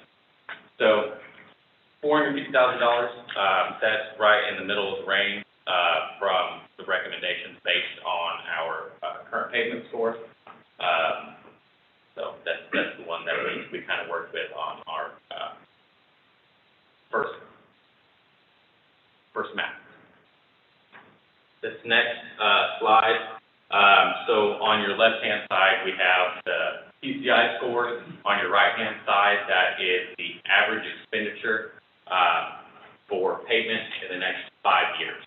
So starting at $0, if we did nothing, our PCI score would, be at 71 overall at the end of 5 years. $100,000 a year, our PCI score would be at 72, so forth. So obviously, as Scott said earlier, more money is what gets your score up, all the way up to, that'd be fun, go up to $1 million a year. And then that gold line is our current score. So essentially, you kind of look at what you want your PCI score to be overall for the city, at the end of 5 years from now. And this is about what it's going to take to get to that score. And ideally, and what will be, going into, we're set for this budget year, we know what we're doing and we know what we have to work with. So, but next year, going into budget work session, that 76 or that dotted line across, we'll be looking at wanting to at least maintain where we currently are and not drop below, just because, again, if, I guess what I would say is, if we're, historically, we kind of look at about 300 and, we have been, I mean, we're doing more than that this year, or have done more than that this year, and we'll be doing more than that, in the spring. So, but it's been about 325. So, we're trying to get to where we at least can keep our score even and not let it go down. And it just, if it does, I mean, we'll maintain it. We'll continue doing, just doing what we do. But it just becomes more expensive to not only just maintain it, but as those roads, as their scores go down, then they need reconstruction. So it's twice as much as it would have been to just provide a maintenance technique to the road and extend its life out. So, and that's really what that score is about. It's kind of hard to, it's hard to explain it, but it's. So how do we use IDC money to help things like that? I don't know. Mr. Goodwin is shaking his head a lot, Sign it up and down. I mean, he's agreeing right now. So, Bob, you can answer this. It's kind of, if I was looking to move, I'd sure want to look at, how the city's keeping up roads. I mean, that can't be used, or some money It can only be used in construction. and it would have to be probably tied to an economic development plan, and probably an increase, like you could add lanes, you could add new construction, which keep moving. That, engineer, that's what you were kind of talking about, upkeep of roads, when you were saying, you know, I don't know, you broke it down to how much it costs per Right, house. yeah, so you're adding more taxes, taking care of the road out. So, Yeah, exactly. Yeah. So that's why we focus on high quality, high value development. There's been a couple of cases, Mayor, it's been a few years where actually the, IDC did find part of adding lanes, to roadways that was tied to new development, project increase, road widening, so we did an attribution, use some of IDC's, that. So why would it be IDC and not EDC? Well, it could be either one. Oh, But the point is that industrial is gonna be, you're gonna build the roads going into the Right. industrial park. Yeah, okay. EDC is gonna be, we're building roads out there going to the movie theater. It's not like we're doing things in a residential subdivision, just general street throughout the city. The other way, we spent $2 million on money for this meeting here. And we thank you. So, Mayor, just a reminder, we're also going through the roadway impact fee study. And so that'll be another revenue source we'll be able to utilize in the future that we currently don't have. yeah. You know, and I think this is great, you know, and thank you for asking for this, and thank you for getting it done, because, you know, the general public doesn't realize what it takes to, you know, and it's good to hear that you have a plan and a vision on how you're gonna try to address those, and it sure would be nice if Ben would just write a check from his own pocket just to help get that $1 million, and, you know, then we'd be done with it. Well, I mean, and, you know, it is about it. We're not, you know, to Todd's point, we're not saying we need to spend, you know, $1 million a year or anything like that. We do need to look at spending enough to, look at spending a little more, which will, you know, again, that's a year out when we start looking at budget work sessions. So, so that we can keep that mark, and keep our score, and be able to, at least at that level. And as we grow and figure out other revenues, you know, sources, we can increase that. We can grow, you know, and we can throw more money into our street, rehab and maintenance. Sure does. And the other point too is, you can't just look at just the overall index, because I could go in and put some money on this road, and that will greatly increase the index, but that might not be the best one that needs it the most. I may need to put it over here on this one. But what it does is it gives them a basis for where the bad roads are, so then they can prioritize where the money needs to be spent. I think a squeaky wheel doesn't work. It's more of a science. And then, this last slide is actually, budgets that were suggested by the software that we got from IMS. So we can do nothing, and at the end of 5 years, have a lower PCI score than we have in our backlog, which is any PCI less than 40, shoots up to 10.5%. Our historical average is right around $300,000. Now, that does not include the last 2 years. Y'all have been very generous the last 2 years. We are super happy about that. Our PCI would end up at 74, backlog is 6.4. If all we want to do is maintain the backlog, we just don't want any more streets to dip below 40. $350,000 a year. If we want to maintain our current pavement condition index, $580,000 a year. The recommended budget by the software can put us right below an 80 at $725,000 a year. We end up with a backlog of right at 2%. If we want a PCI of 80, so that every street in the city is very good, that would be $870,000 on average for the next 5 years. And And then, of course, the big number, if we want to fix every street in the city, $1.66 million a year for the next 5 years. And you don't have any streets that are, rated 4 or less. Yeah, it even has a little gold mixed in with concrete all the way. That's right. The ribbon of gold. Yeah, but just think of the maintenance on the police cars or the fire engines that aren't, being damaged because of Right. We save on potholes, so, yeah, so, you know, I don't know how to get it done, but, you know, I'm glad that this has a tool to enable us to start looking that way and trying to do better, so Yeah, I think that's good. and our focus will be, just what was not done historically for the most part. I mean, yeah, potholes is not really maintenance. I mean, you know, maintenance is preserving a good infrastructure, preserving that and maintaining that infrastructure so it doesn't get into a condition, or become a condition that needs to be reconstructed in this case.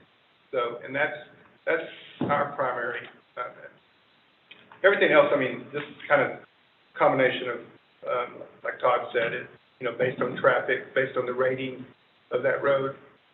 So you have roads that will need to just flat out be reconstructed, and then they'll go into that pavement management from that point for the next 20 years, and not have to be reconstructed again.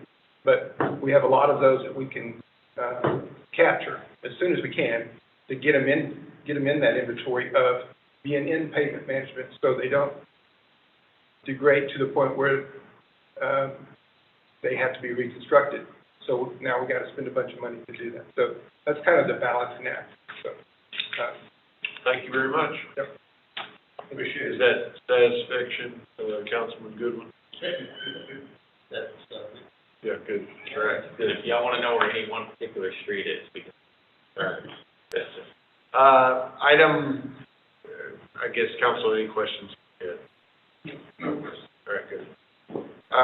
Item 19, discussion and consideration regarding partnering with City of Glen Heights for library services. Mr. Franklin. I was emailed, by, Councilwoman Allen from Glen Heights. She asked me my thoughts on a potential partnership, with our library services for their children. She asked for about 50 cards. So, she said their Dallas residents get to go to your Lancaster, your DeSoto, but their Ellis County side doesn't have a library. And of course, I'm thinking more so with Red Oak Forward. However, I reached out to Ragsdale, Fuller, just kind of get their opinions on it, as something I did work in the past.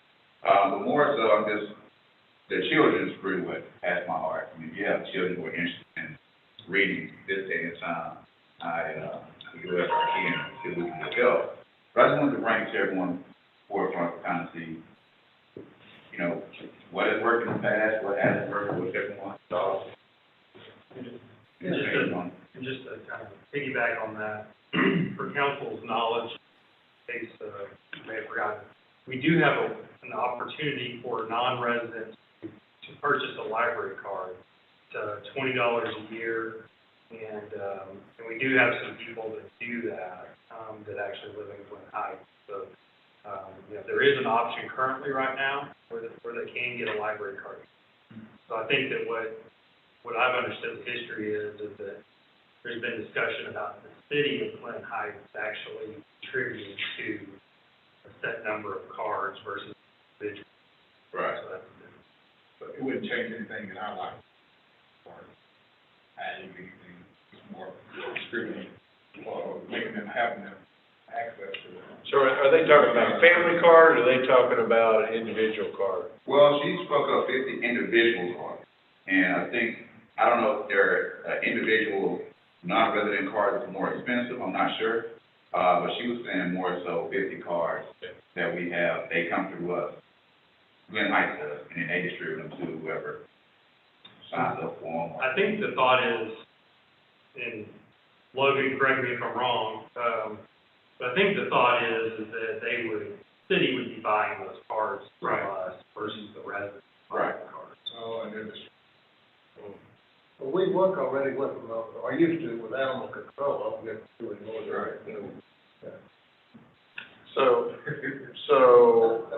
And Logan, you may need to kind of jump in.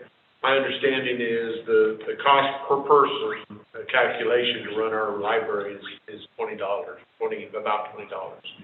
From who, is it Logan? We charge, anyone that doesn't live in the city of Red Oak, we charge $20 for a family card. It really is kind of considered a family card. As long as somebody in the family has that card, they can use it. It's $20 per year. Now, if they wanted to get an additional card, like if one of the children wanted their own card, it would be $5 per year. But the policy reads right now that anyone that wants a card, as long as they live in the city limits, they get a free card. If they live outside the city limits, no matter where that is, Glen Heights, Oakleaf, Ovilla, it is $20 per year.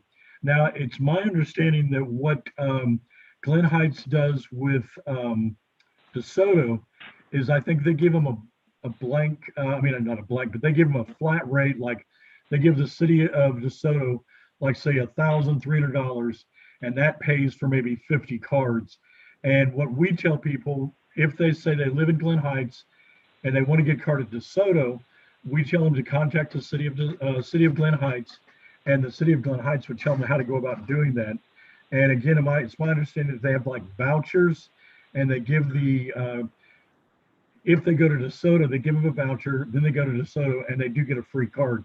So like Jonathan said, I think it's my understanding that what Glen Heights is proposing is to pay for a limited number of cards for some of their citizens. And I did look up some statistics just to let you know. Currently, like just looking over the last 3 years, of course, it's hard with COVID statistics, but looking over the last 3 years, including the last full year that we were open, we gave out about 64 Glen Heights resident cards, and they, of course, paid $20 for those cards. Yeah, so why is the city, if we already have this policy, is she not familiar with that? No, I think their line, and of course I can't speak for Glen Heights, but based on our conversation, I think their line is to more so have their resources available for those who probably can't afford the $20 a year or whatever the fee may be. So they have those in line, so they can issue those to whoever needs them, or whatever program that they may have. But ultimately, they don't have anyone to the Ellis County side. They have library service. Yeah. Logan, how long is the card last? I'm sorry, I'm having a hard time hearing you. Annually? What was it? Is it $20? It's $20 per year. Thank you. That's family. Per calendar year. So individual is $5. So if they wanted to buy 50 cards, we're gonna get our money out of it, but we're gonna have 14 kids out there that are not gonna get one of those 15 cards, because we've got 64 that are actually have cards within the city. And I don't know, we'd have to tell them, talk to Glen Heights, see if they wanna pay it for you, or you're just gonna have to pay it yourself. I probably don't want to get into that where, yeah. I mean, how are they choosing this? I don't want to micromanage their resources, but we already have some Glen Heights people that are buying cards. I think ultimately the difference is those who can afford to buy it and those who may not be able to. So the city has their program, so they work with us, and they're paying for it through us. So then we'd end up with 134 cards, basically. Possibly, I mean. Or something like that. Yeah. So I think it's independent of who can actually come out and buy a card versus who can't. And I think they're trying to have something at least for those who can't. So, and Logan, don't, kind of correct me if I'm wrong, but the part of the discussion from the board was they were afraid,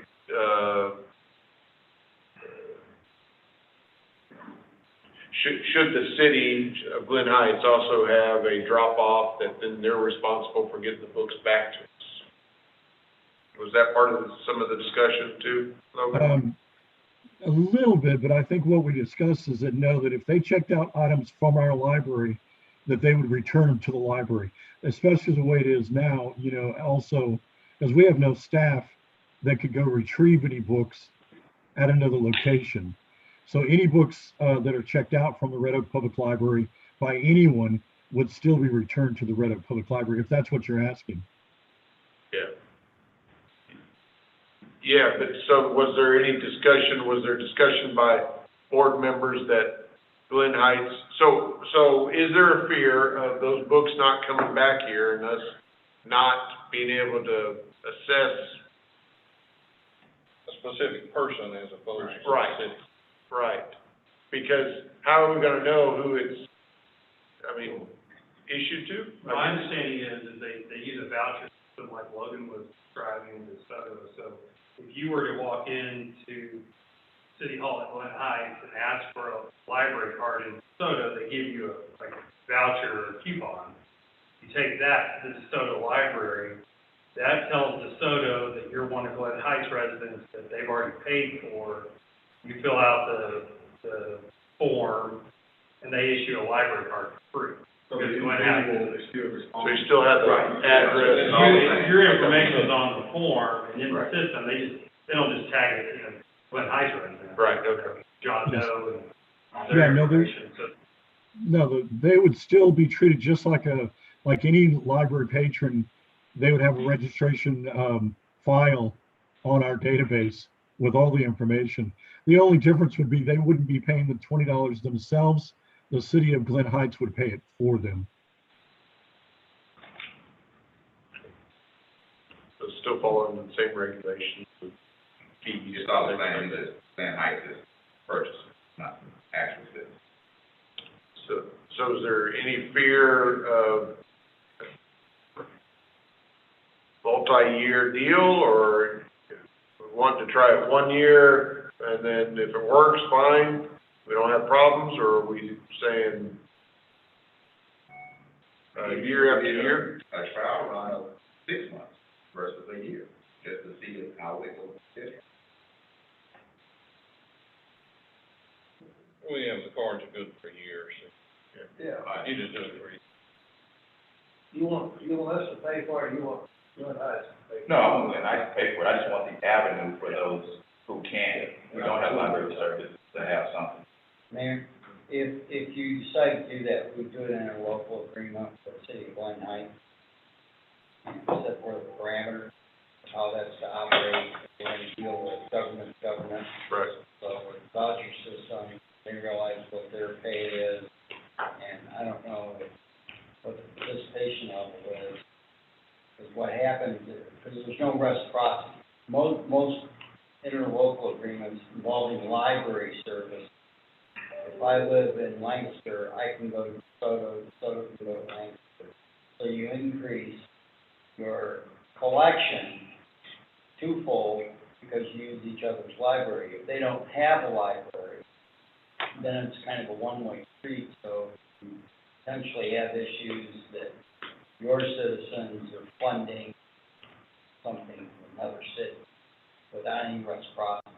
So there'll be some things that Logan and his staff, you're gonna have that interlocal relationship with them. Sure. I think we'd also have to amend the contract with LSS to do that too. Yeah, because, you have reciprocity with all your other, libraries in the county. Yeah. So there's more things we need to look at before we vote or say, yes, let's do that. Yeah, you don't have anything to approve tonight. Yeah, this is for discussion. Yeah, we just want to. So I guess, I guess as long as it doesn't muddy that interlocal agreement, with ESL? Yeah, Ellis County, Library Service. LSSA. So as long as you can investigate that, make sure it's right, then. Yeah, I've actually brought it to them, and it's totally up to us if we add Glen Heights to the agreement. Bob's talking about is the ILA that we would have to set up between us and Glen Heights. So I guess really, if we could get some direction tonight, if this is something that the council would like us to proceed with, we can start working on those various pieces, bring them back at a future meeting, or, you know, we can just kind of leave it the way it is. Sure, I mean, Well, you know, any heartburn? always open for discussion and then bring it back. So, Not a bad idea. so for the other part is, are they just gonna pay for them up front? Yes, So if they don't end up using them, that's on the night. okay. Yeah, So we'll issue them, or they'll get an out voucher to get ice and come here. Right, but if no one, I'm assuming if they buy 50, they may use 30. Right. But nevertheless, that's a purchase that they've already made. Yeah, I think something we probably want to consider too is, are those vouchers good for a specific, you know, time frame? So are they, okay, they're good for a year, so are they good for, you know, 21 to 22? And then we have another voucher, which is good for 22 to 23. You know, so those are some of the things we want to think about too. Because you don't want, I wouldn't think we would want vouchers sitting over in another city that no one, you know, accounts for, and then 3 years later, they show up wanting to use one, and we don't necessarily are. Well, it's not just that too.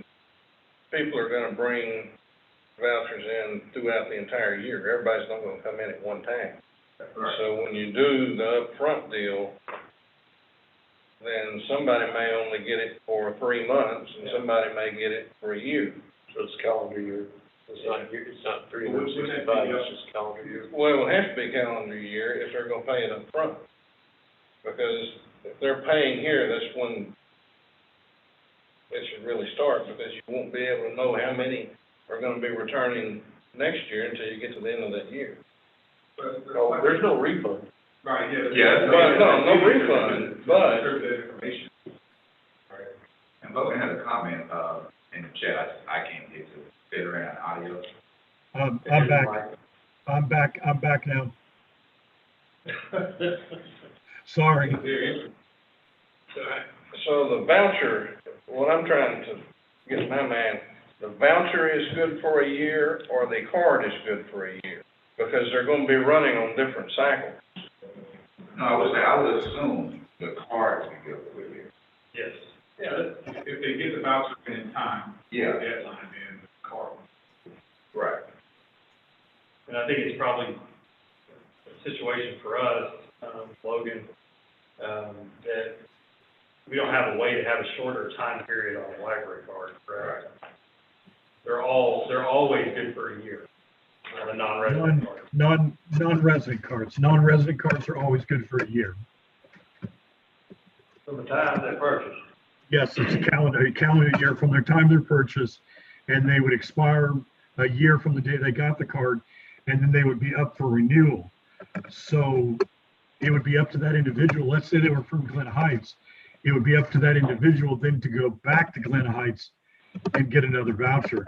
You know, the city of I haven't reached out to the city of DeSoto, but again, whatever the city council and city management agree upon, we could always check with DeSoto and see how the program works with them for their Glen Heights residents, because I know that they do have a similar program with DeSoto.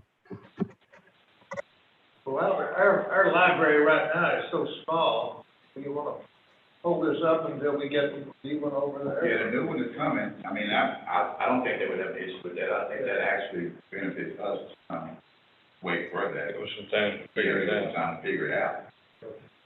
All right. So, but they're gonna have the experts and let them do it. Yeah. All right, Let them work it out. well, good discussion. Item 20. We are, one of our library board members, regular members, is gonna submit her, resignation, and a little bit early, and, she included a letter in your packet, and so I'll entertain that motion to accept that resignation. So moved. Councilman Goodwin, Councilman Franklin, No. Drake. Drake, I'm sorry. Thank you. Those in favor? Franklin, aye. Aye. Drake, aye. Raleigh, aye. Excellent, that's 4-0. All right, the time is 9:10, and we will go, well, let's see, let's do departmental reports first. Chief Blinn. Good evening, Mayor and Council. I'd just like to say, from all of us at the Red Oak Fire Rescue, we'd like to thank City Council and City Management for allowing us to participate in our annual NFPA 1582 health assessments. We do this health assessment each year. It includes labs, a urinalysis, full physical, vision, hearing, stress test, muscular endurance, a strength analysis, and an ultrasound cancer screening.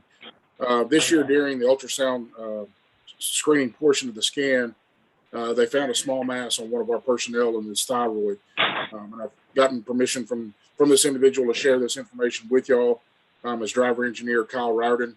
Kyle, after finding this small mass, Kyle quickly followed up with his doctor.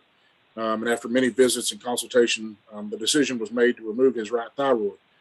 After surgery, it was sent off for testing, and it was found that it was papillary thyroid cancer. First off, Kyle's doctor was amazed that it was even discovered to begin with because it was so small. It was 0.4 centimeters in size. And Kyle's doctor told him that had he skipped this scan or had we not done it because of COVID or some other reason, there's a very good chance that this would have spread very rapidly and ended with a much worse outcome than it was.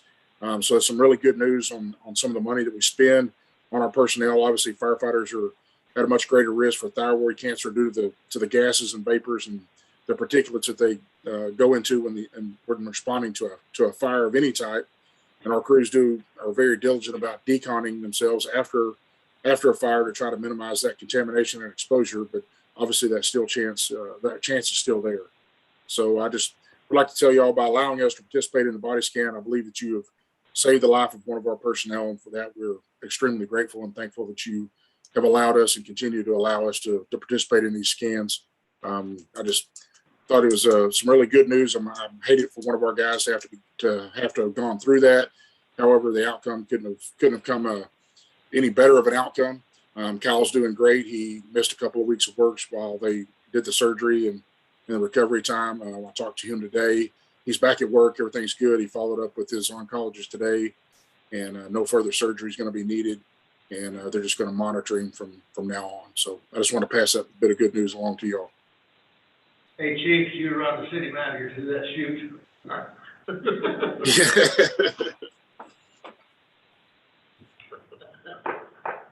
Thank you, Chief, very much.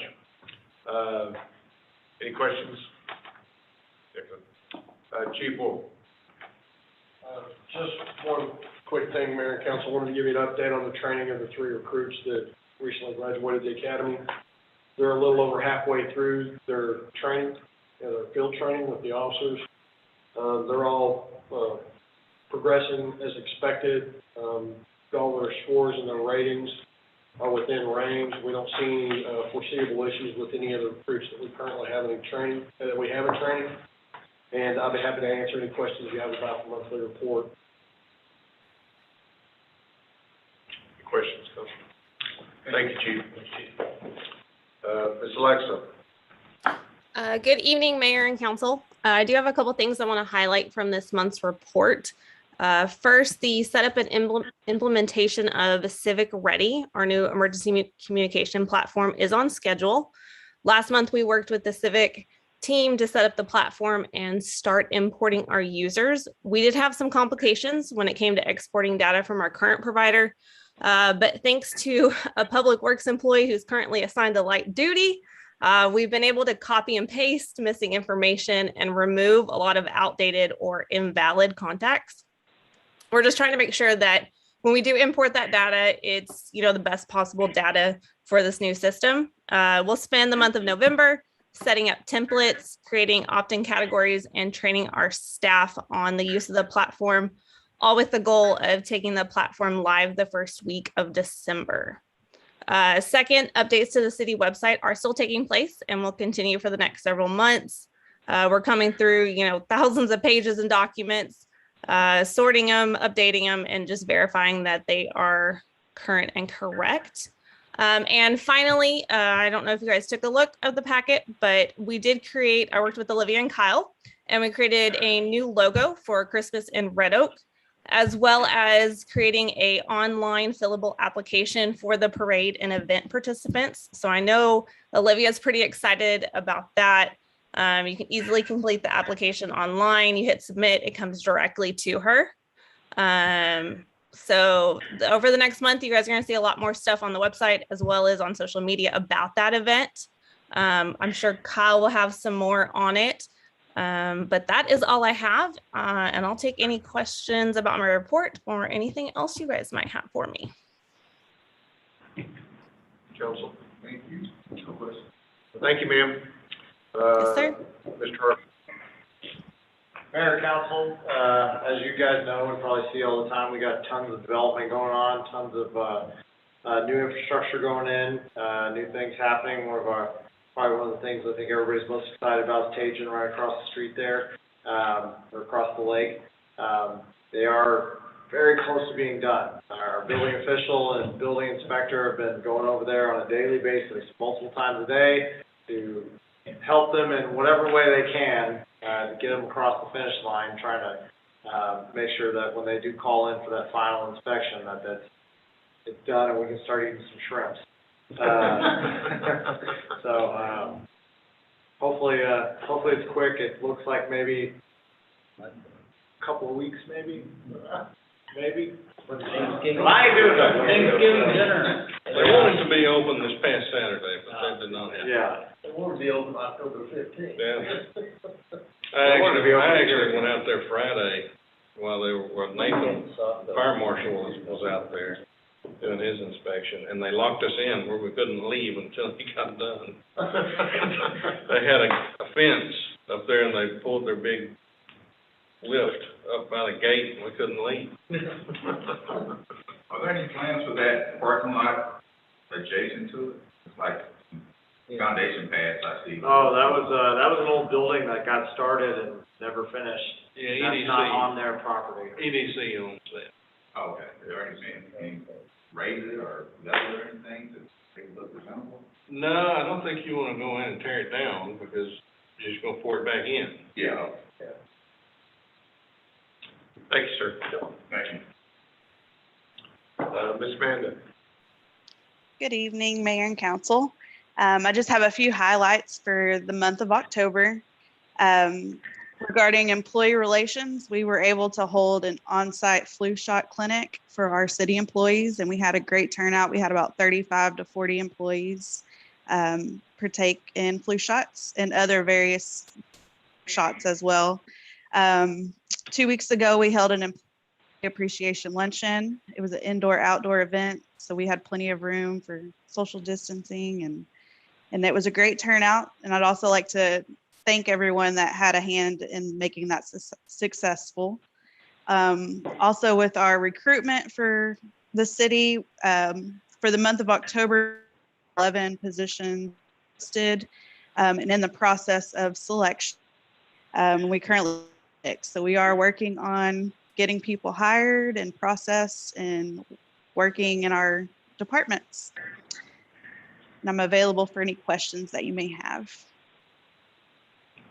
Council. No question. No, I can't. Ms. Blatt. Good evening again. I just wanted to bring out a few highlights. For one, that we are in a transitional period between fiscal year 2021 and 2022. So the report reflects that. As you can see, sales taxes, we're still showing revenues for 2021. The collections for October were actually revenue for August. So we have one more month, which we should collect in just a few days, to collect revenue in 2021. So we're wrapping up those closing entries and accruals for 2021 as we begin planning those purchases for 2022. As you saw a few of those in the agenda tonight. And then also, I wanted to bring out that we have begun working with Public Works. Now that Encode, we have completed that conversion. We're working with Public Works on the process for the mass meter updates to those Allegro meters. We talked about those some in the budget workshop. So that's exciting. We'll have much better reads as that was described there. And then I'll be happy to answer any questions you may have.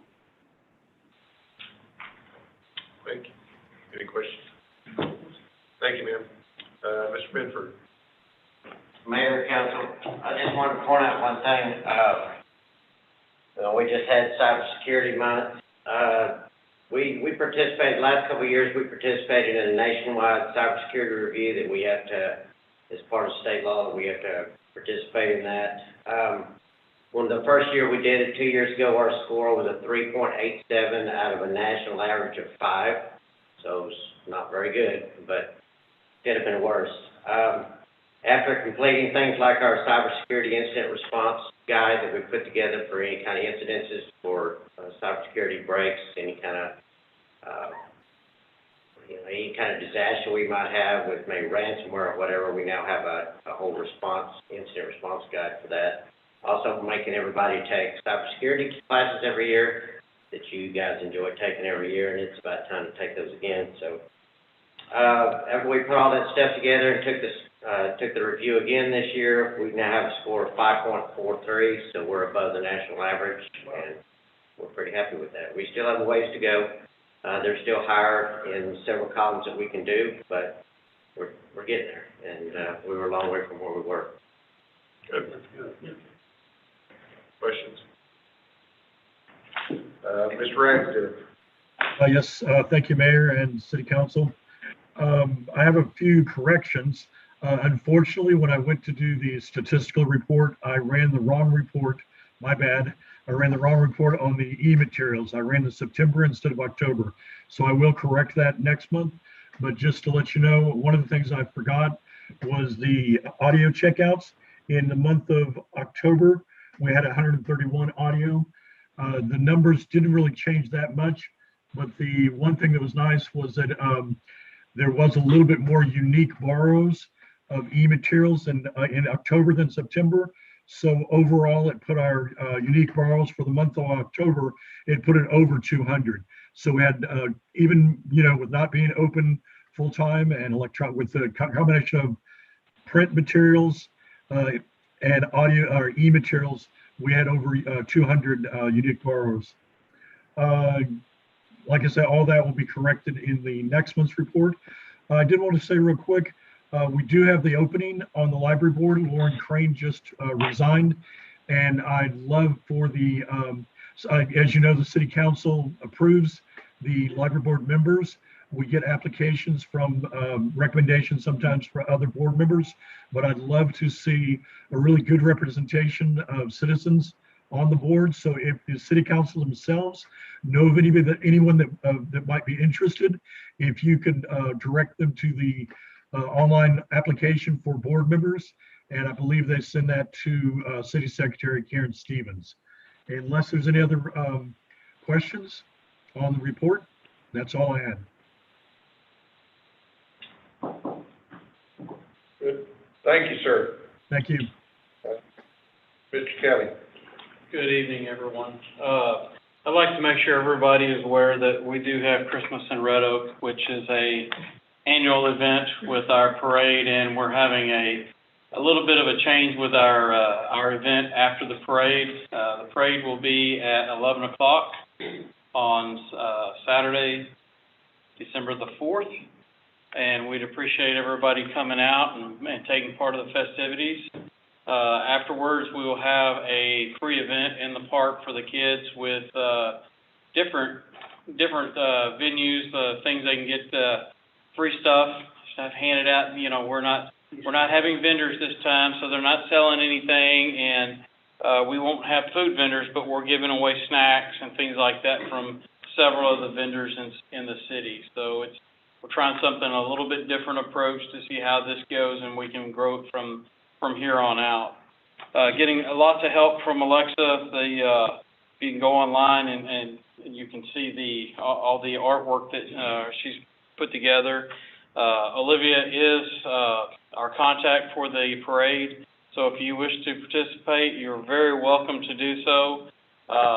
If you want to sign up, you know, if you got a cool car, or maybe you just want to come out and say, hey, you know, I want to ride in a vehicle in the parade, come on out. I would really appreciate that. That's a neat thing. It's a good opportunity. The other thing that I wanted to point out was we are showing the Polar Express in conjunction with the Red Oak Library right here in the back of the building. And that's going to be a Thursday evening event on December the 9th. We will do it's a free event, and we're working right now to come up with 6 movies per year that we'll do for families. That way that we have something set up in advance and folks can plan this and come out. And we'll be looking for sponsors from the community that may be able to pay for either the movie rights and the snacks and everything like that. So therefore it'd be a full-on free event and people can plan their times. But we'll put those movies in. We'll do 3 in the spring and 3 in the fall when we have some open space in our time. So that way we can space it out and make sure it works for the community. And once we have those movies set up, we'll let everybody know what they are. We have some really neat, I guess basically when you got Alexa around, you can pretty much make anything look really cool on the internet. So we'll get all that out. We will be showing the Polar Express and here, and if you want to come out, we'd love to have you. We'll have, like I said, free snacks, and we are working in conjunction with the library, because this is something they've done for years. They've done movies. I guess Logan's got some experience with it. So we will be outside for this showing. At some point, we may be able to come back inside and show movies in an indoor setting. So is that going to be our big screen? This will be the big screen, yes, sir. And how have you tried that right now? I mean, is there a way that how does it work during the daylight? No? It's not so great during the day. It is a twilight type of, shows up really good starting in twilight. We haven't received it yet, but I've asked a lot of people that have this screen, how does it work? How do you do it? And how's your response been? Because there's like 6 or 7 different manufacturers that we could go to buy this from. So we basically went through and narrowed it down and got a really good deal. So once that arrives, we're going to set it up and start playing with it. But the word that I'm getting from several other cities around here is typically you're going to get a better evening time. You still see it somewhat during the day, but it's very faded. So they're recommending that you do it in the evenings. So we'll have to find. We got some ideas on some areas that might be a little more shaded, typically in the parks and stuff like that. So during the summertime, when the sun's up later, we'll be able to have those movies at a reasonable hour for the kids. So we're gonna have to keep them up till 11 o'clock at night. What day? The next movie is coming up on December the 9th. That's a Thursday, and it starts at the event will start at 6:30. So if you're an email, I'll try to be available to volunteer or I can help. Absolutely, I'll send that over to you. Thank you very much. Just a second, I talked to a senior citizen friend of mine about the Lions Club building. And, I was wondering if we could clarify the, policies and prices and things like that, and have a discussion about the action next city council meeting. Absolutely. I'll bring that information. All your friends up to you. That's all right, everybody.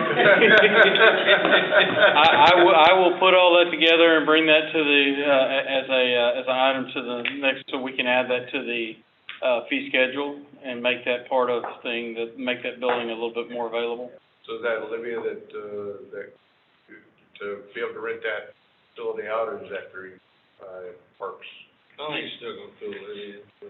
Yeah, Olivia will be our point person for that, but everything will be online. All this that Alexa's been working on, like right now, if you wanted to rent something from the parks. We're not quite there yet because it's still a work in progress.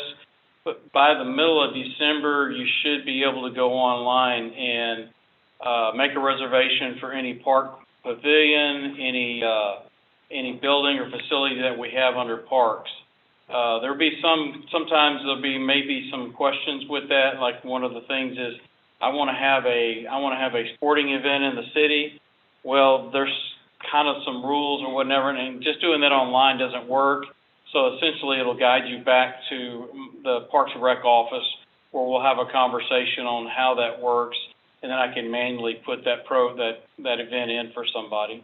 I was talking to the assistant manager over at Paces, I guess it was last week, and she said that they plan on having fish food to sell to the kids for 25 cents, so they can cast it off of the back of the thing, and the catfish, I guess. And they were wondering if we were going to put any more catfish or fish into the lake there. 2 weeks ago, the Parks and Wildlife added 600 catfish. Oh, yeah.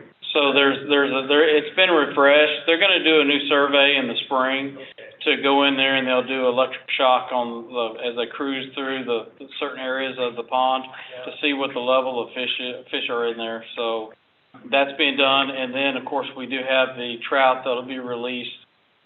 I'm not going to give the date out yet. Sometime in January, and then we'll have the kidfish event immediately following the release. And It's my understanding that they were gonna actually, the restaurant was gonna actually provide, fish as well. yes, the owner of the restaurant, he wants to provide many things. He's really been compacted with his time just trying to get his restaurant open. I think we'll have another conversation here in a couple of weeks about something that he would like to financially contribute to make improvements. So that's really a good thing. He wants to be a good partner with us. And he asked me last week if he could stock it with some bigger fish than what we have out there. I told him, I don't care if it's talking to cow.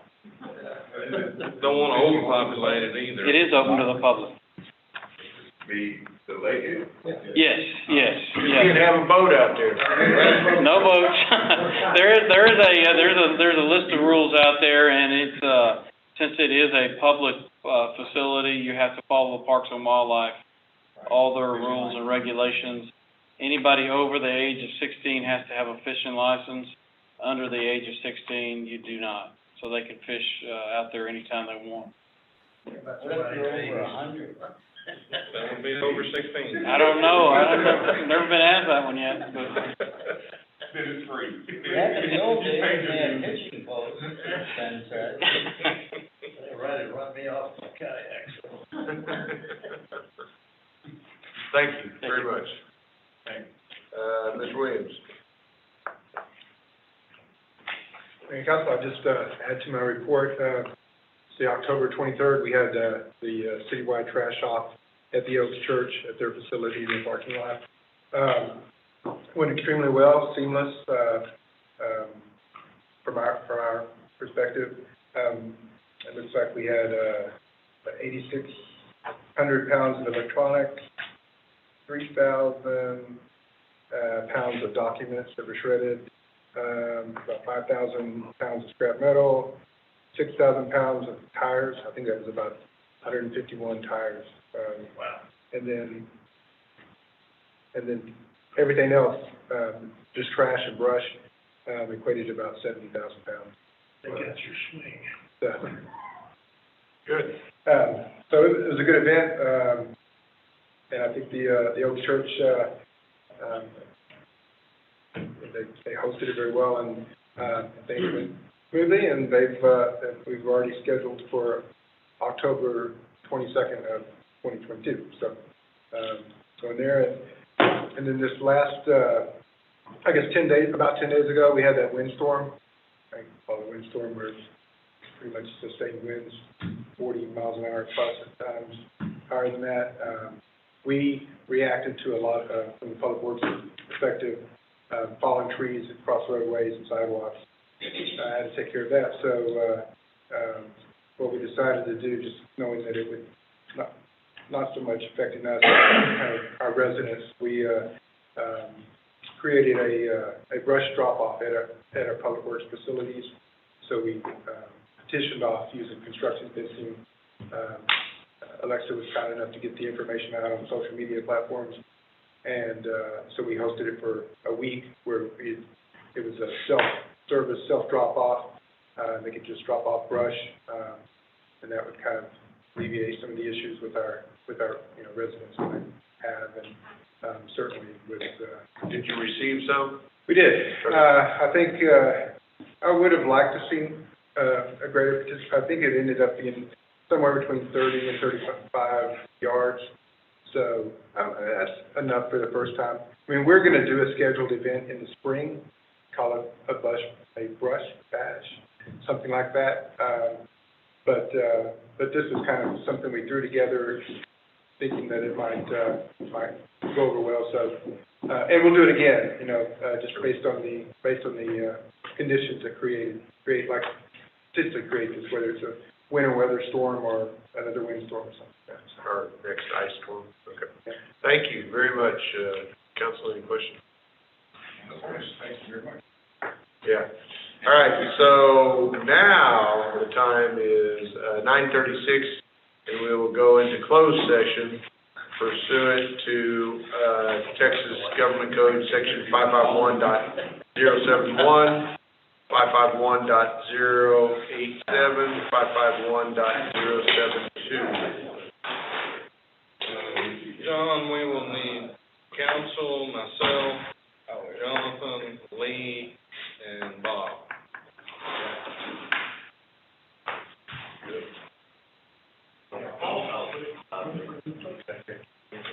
Yeah, I officially dropped off. You know anybody? I read,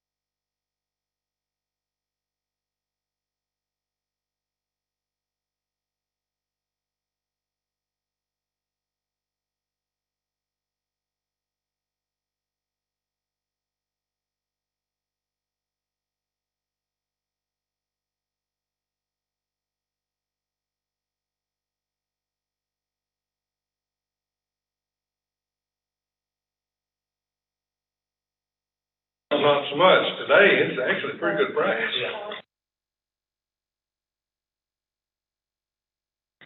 I was doctoring at the very last page. This, I don't know what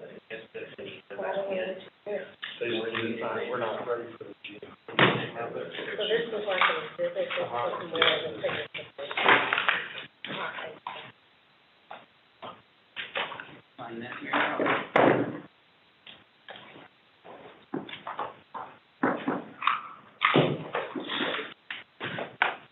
We good? Yes, sir. All right. The time is, 9:59, and we will reconvene back into open session. And we have no action items to take, so take care of. So, I'll entertain a motion at 10 p.m. to adjourn. So moved. Goodwin? And Franklin? And those in favor? Aye. That's 4-0. Let's go home at 10 p.m. Yeah. Nice meeting you.